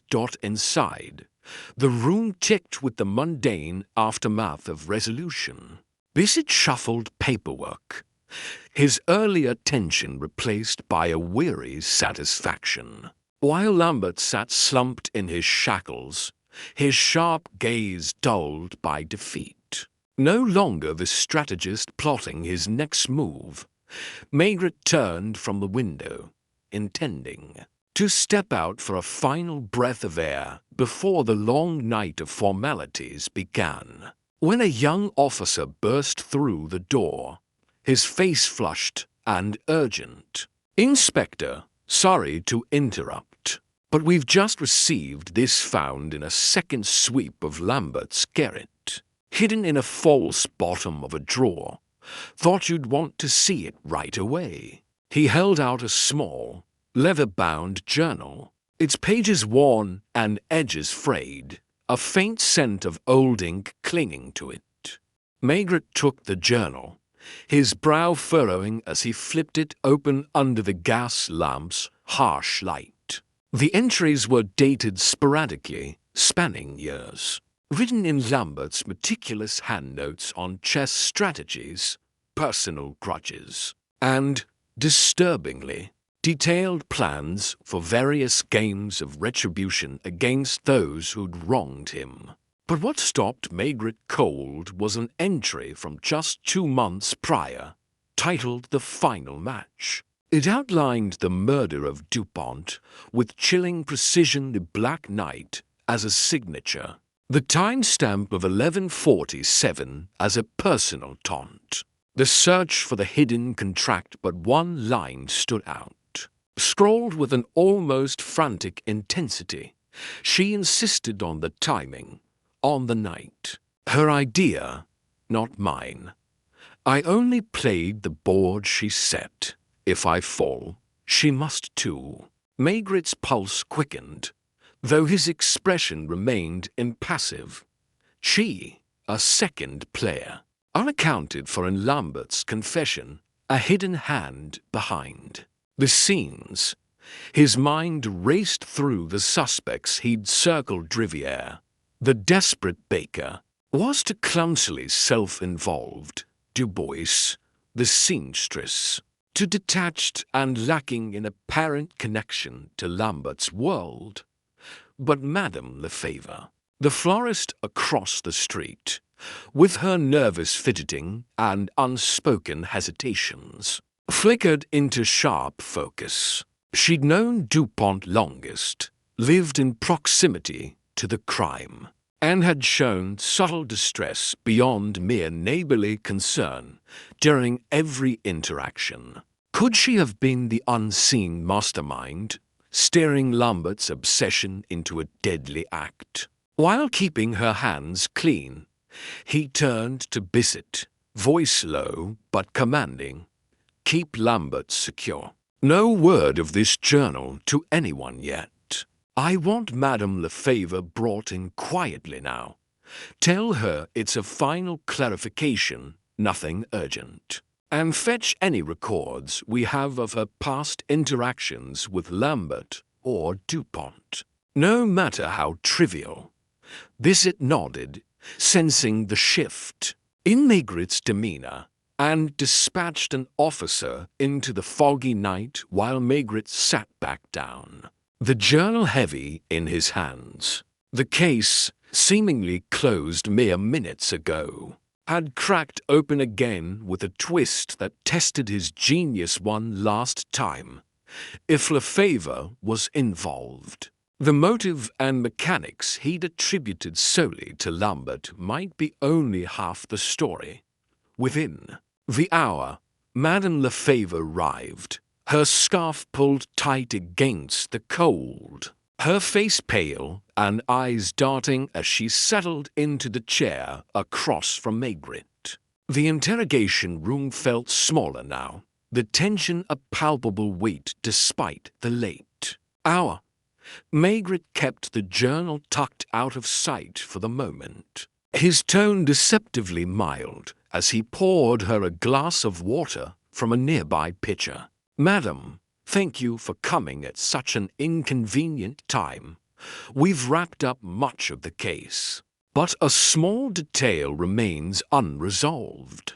You've lived across from Dupont's shop for years closer than most. Did you ever notice anything peculiar about his relationship with Lambert, or perhaps yours with either of them?" Lefebvre's hands tightened on the glass, her knuckles whitening, though she forced a weak smile. "Inspector, I've told you before, I barely knew Lambert beyond a nod in passing. Dupont and I were friendly, yes, neighbors, but nothing more. I don't see what else I can add." Her voice trembled at the edges, a nervousness Maigret had seen before, but now read with new suspicion. He leaned forward, his broad frame casting a subtle shadow over the table, and slid the journal interview, opened to the damning entry. "This was found in Lambert's possessions tonight, madam. He speaks of a she who guided the plan, shows the timing, the symbolism of the chess piece. He claims he was merely the player on a board someone else set. I think that someone was you. Why don't you tell me what really drove this murder before I dig deeper into your past with both men?" The color drained from Lefebvre's face, her breath catching as her eyes locked on the page. For a moment, Maigret thought she might collapse, her hands trembling so violently the glass nearly slipped. Then, as if a mask shattered, her expression hardened, a mixture of fear and resignation replacing the fragile facade. "You don't understand, Inspector," she whispered, voice barely audible. "It wasn't supposed to end like this. I didn't mean for Dupont to die. I only wanted him to suffer, to lose what he cherished. Lambert was my tool, yes, but I never thought he'd go so far." Maigret's gaze didn't waver, though inwardly the revelation shook the foundation of his earlier conclusions. Lefebvre, as the architect, manipulating Lambert's obsession, her motive still unclear, but her admission confirming a deeper conspiracy. "Explain, madam," he said, voice steady as stone. "What did Dupont do to warrant such hatred? And why use Lambert instead of striking yourself?" Her eyes brimmed with unshed tears, but her voice steadied as she spoke, unraveling a story buried in decades of silent pain. "Dupont, years ago, when we were younger, he courted me. I thought it was love, gave him everything, my savings, my trust for a future he promised. Then he abandoned me, broke it off without a word after Moreau warned him I wasn't suitable. My reputation suffered, my life crumbled. I rebuilt myself here, across from his shop, watching him prosper while I bore the shame. I couldn't touch him directly too close.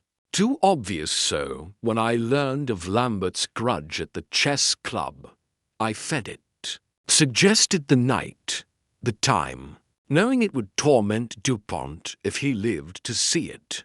I wanted him humiliated, not dead. Lambert, he twisted it into murder. Maigret sat back, pipe unlit, absorbing the confession. A motive of personal betrayal, deeper and more visceral than Lambert's ego-driven vendetta, had birthed the crime from the shadows. Lefebvre wasn't the physical killer, but her manipulation had set the deadly game in motion. A mastermind. Unexpected even to him, the case wasn't open and shut after all.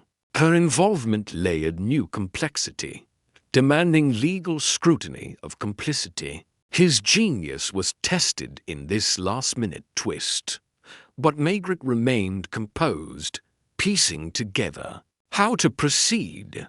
He'd need her full statement, corroboration of her interactions with Lambert, and a re-evaluation of the evidence to ensure both faced justice. As Bissett prepared to document her confession alongside Lambert's, Maigret rose, the weight of the night pressing heavier. The fog outside obscured the dawn, much like the hidden truths had obscured the heart of this crime until now.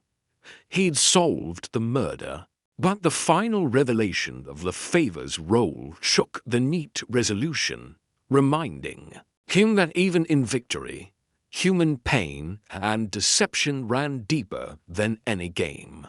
The Clockmaker's shop case would close, but not without this last searing test of his insight. One he met with quiet resolve, ready to tie the final knot in a web more intricate than he'd ever imagined. The late-night fog pressed against the windows of the Montmartre police post, a silent witness to the unraveling truths within the dimly lit interrogation room. Inspector Jules Maigret sat across from Madame Lefebvre, whose trembling confession had just shattered the apparent closure of the Clockmaker's shop murder. Her revelation as the hidden mastermind manipulating André Lambert's obsession. Out of a decades-old personal betrayal by Dupont layered a new depth of complexity onto a case Maigret had thought resolved mere hours ago. Lambert, already shackled and confessed as the physical killer driven by his warped need for dominance, now shared guilt with Lefebvre, whose bitter orchestration of the plan emerged as the true genesis of the crime. The air was thick with the weight of these final revelations, and Maigret, ever composed, knew the task remained to secure justice for both culprits, tying every loose thread into a knot the courts could not unravel. The dawn was still hours away, but the truth, at last, stood fully revealed.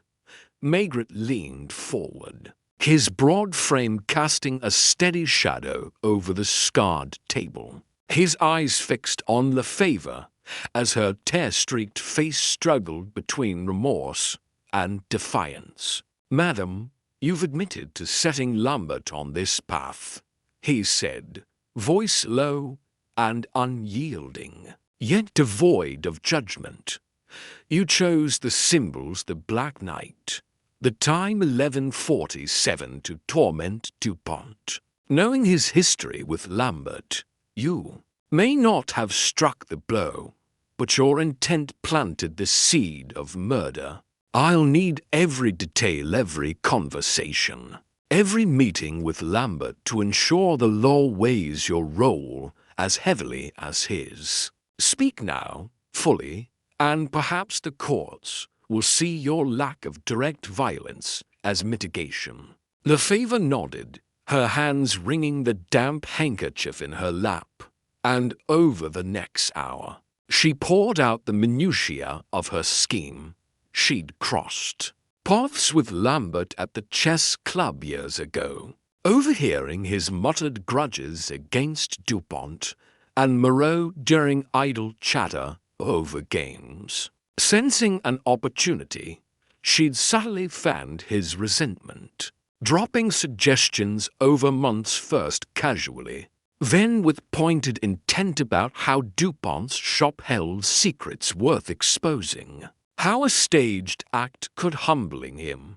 The Black Knight, she admitted, was her idea, a symbol of dark strategy she knew Lambert would embrace, plucked from her memory of his chess obsession.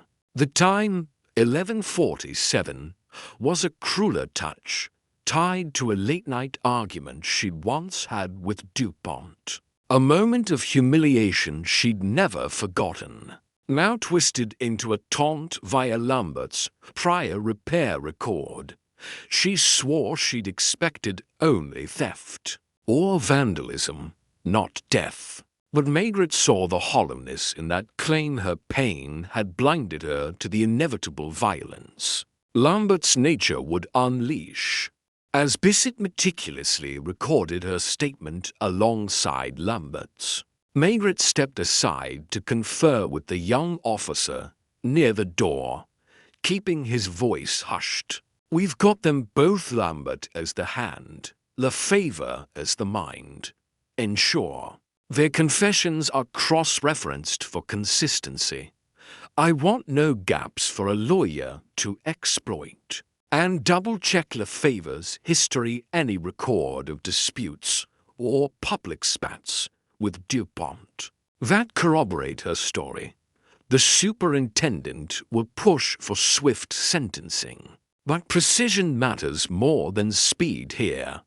Bissett nodded, his fatigue overshadowed by admiration for Maigret's relentless clarity, and set to work organizing the final reports. Maigret returned to the window, lighting his pipe as he gazed into the fog, piecing together the hidden clues he'd initially missed proof of his edge over the chaos others couldn't pass. The Black Knight, at first an oddity, had whispered of strategy, a link to Lambert's world he'd sensed, but not pinned until the missing piece from the Garrett set confirmed it. The frozen clock at 11:47, dismissed as a random artifact of struggle, had nagged at him until Dupont's ledger revealed its personal tie to Lambert a taunt. He later learned Lefevre had inspired with her own bitter memory. The brass key with its fleur-de-lis, overlooked amidst the shop's wreckage, became pivotal only when he connected it to the collaborative clock of Dupont and Moreau. A secret Lefevre indirectly sought to bury through Lambert's destructive search. And the locked room, an illusion of impossibility, unraveled as Lambert's confession exposed Dupont's timed latcher detail. Maigret had intuited as to precise for mere chance. "I saw the moves," he murmured to himself, smoke curling upward, but not the shadow player behind the board. Until now, the final truth was stark.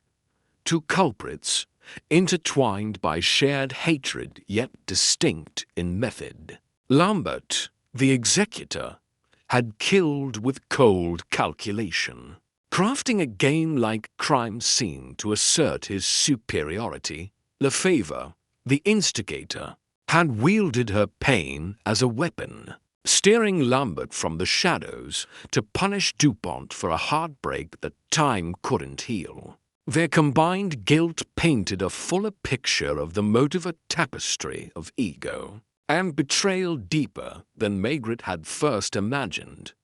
He turned from the window, resolve hardened, knowing justice now hinged on delivering both to the courts without falter. The hours crept toward dawn as formal charges were prepared. Lambert, already detained, offered no further resistance, his defeated silence a stark contrast to his earlier smirks.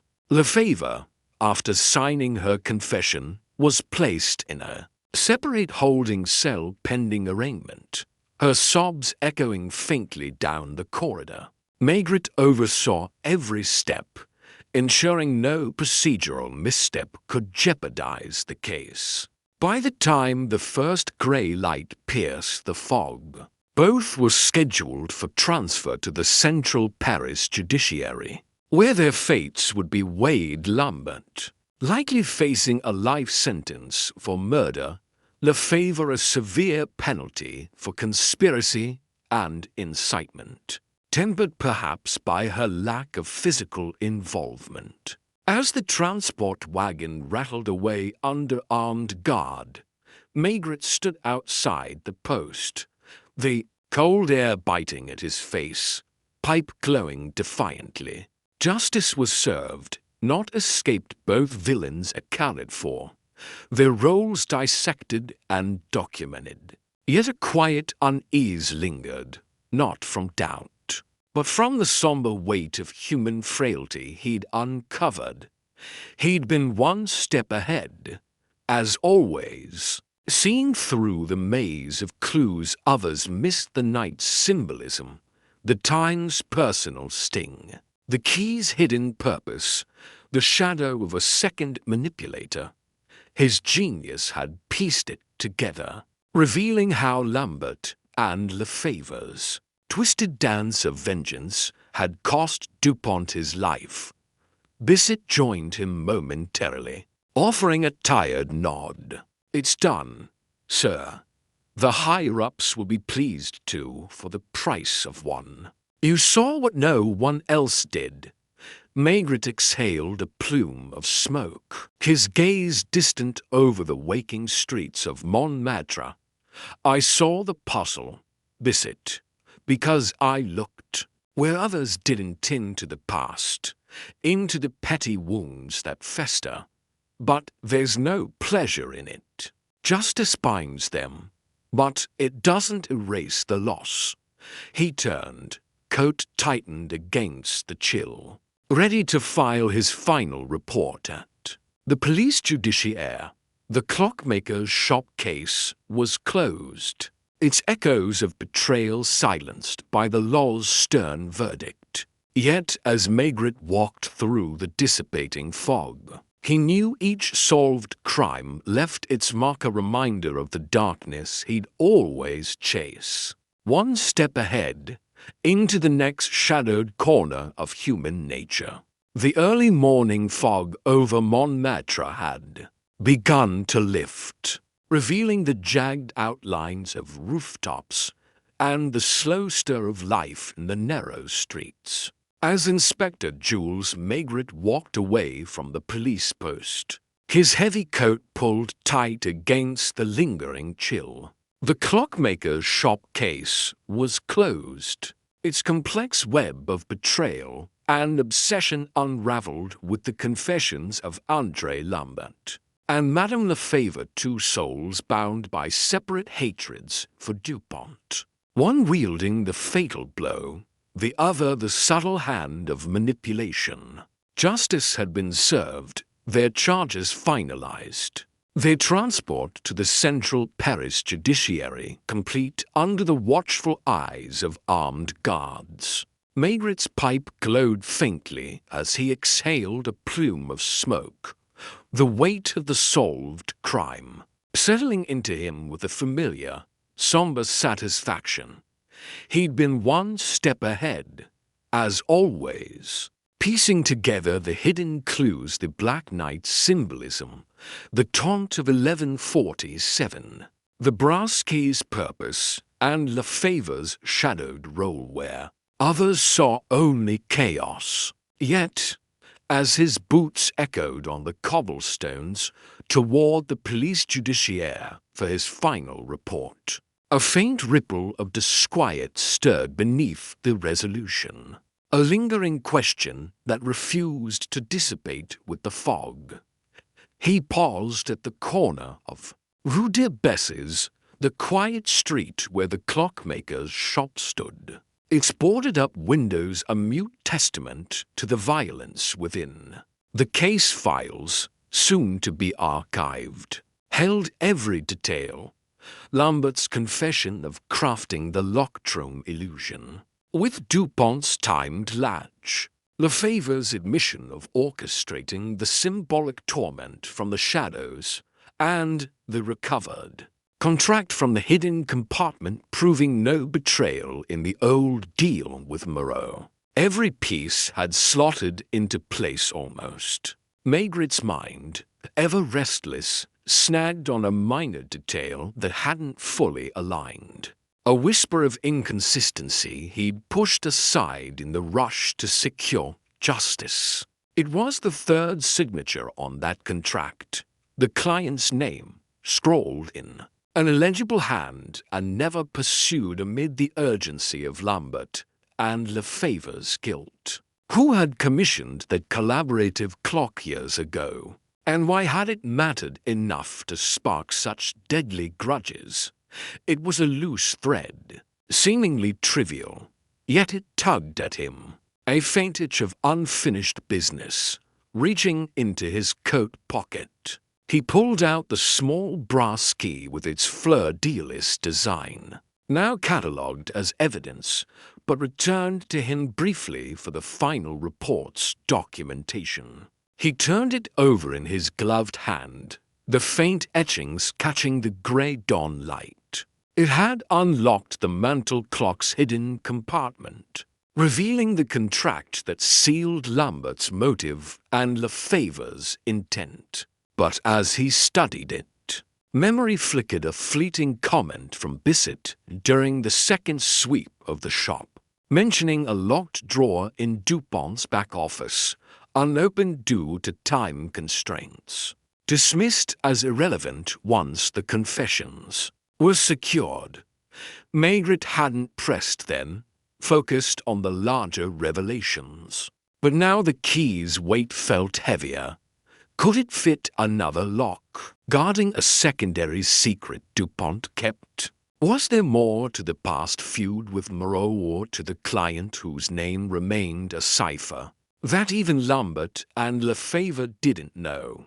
He resumed walking, pipe clenched between his teeth, the thought burrowing deeper as he neared the broader boulevards leading to headquarters. The case was closed, yes, and the courts would handle the sentencing Lambert likely to face life for murder. Lefebvre a severe term for conspiracy.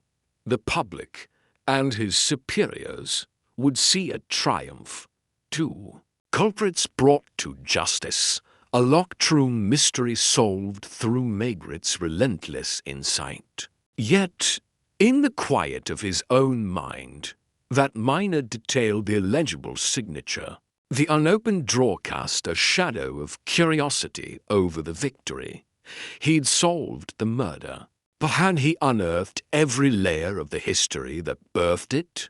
Montmartre's tight-knit quarters held grudges older than the cobblestones beneath his feet. And he knew from countless cases that one mysteries and often sowed the seed of another. As he approached the police judiciaire, the imposing building emerging through the thinning mist, a messenger hurried toward him from the direction of the post, a small envelope clutched in hand. Inspector Maigret, sir. This arrived just after you left. Found tucked in a crack of the holding cell wall where Lambert was kept. Thought you'd want it before filing the final papers. Maigret took the envelope, unsealed and worn, his brow furrowing as he extracted a single sheet of paper, folded thrice.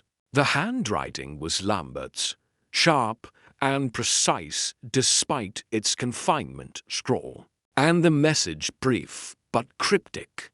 Checkmate now, but the game began before me. Ask about the third. He watches still. A.L. Maigret's breath caught. though his face remained impassive, the words echoing the unease already stirring within him. The third, a clear reference to the unnamed client on the contract. The third signature tied to Dupont and Moreau's. Past, Lambert's note, written in secret before his transfer, hinted at another player, someone beyond even Lefebvre's manipulation. Perhaps the original catalyst for the feud that had simmered into murder. He watches still, a warning or a taunt, suggesting this shadowy figure remained active, observant, possibly poised for their own move. Maigret folded the note back into the envelope, slipping it into his pocket beside the brass key, his mind already turning over the implications. Was this Lambert's final gambit? A lie to unsettle him, or a genuine thread to a broader mystery on the horizon? Entering the bustling headquarters, he navigated the corridors toward his cluttered office. The noise of typewriters and murmured reports a distant hum against his thoughts. He'd file the Clockmaker's shop case as solved, ensuring Lambert and Lefebvre faced their due. But he couldn't ignore this cryptic hint. Before archiving the evidence, he'd instruct Bissett to trace the contract's origins, further search old Montmartre records for clients of Dupont and Moreau. Cross-reference names against chess club rosters from decades past. The unopened drawer in the shop would be checked, the brass key tested, if only to silence his own nagging doubt. He knew his superiors would scoff at chasing a ghost beyond a closed case. But Maigret's instinct, honed by years of peering into human darkness, told him this third might be more than a phantom. Sitting at his desk, he began drafting the final report, the scratch of pen on paper grounding him amidst the unresolved whisper. The public resolution of Dupont's murder would satisfy justice delivered, a complex puzzle unraveled by his persistence. Yet, as he wrote of the Black Night, the frozen clock, and the hidden contract, he couldn't shake the image of that illegible signature, nor Lambert's parting words. A lingering question remained, a minor detail that didn't fully add up, hinting at a shadow beyond the frame of this tragedy. Maigret lit his pipe anew, the smoke curling upward like unanswered thoughts, and glanced out at the now clearing Parisian sky. The clockmaker's shop was behind him, but mysteries, he knew, never truly ended, just paused, waiting for the next move in an endless game. As he sealed the report, ready for submission, a quiet resolve settled within him. He'd solved this case, left his audience colleagues, courts, even the streets of Montmartre satisfied with the outcome. Yet he'd planted this seed of curiosity, a hook for what might lie ahead. Whether Lambert's note was truth or trickery, whether the third existed or not, Maigret would be ready, his sharp gaze already turning toward the horizon of the next shadow, the next unsolved whisper in a city that never slept. For now, he stood, coat in hand, stepping back into the day, leaving the door to the unknown just slightly ajar.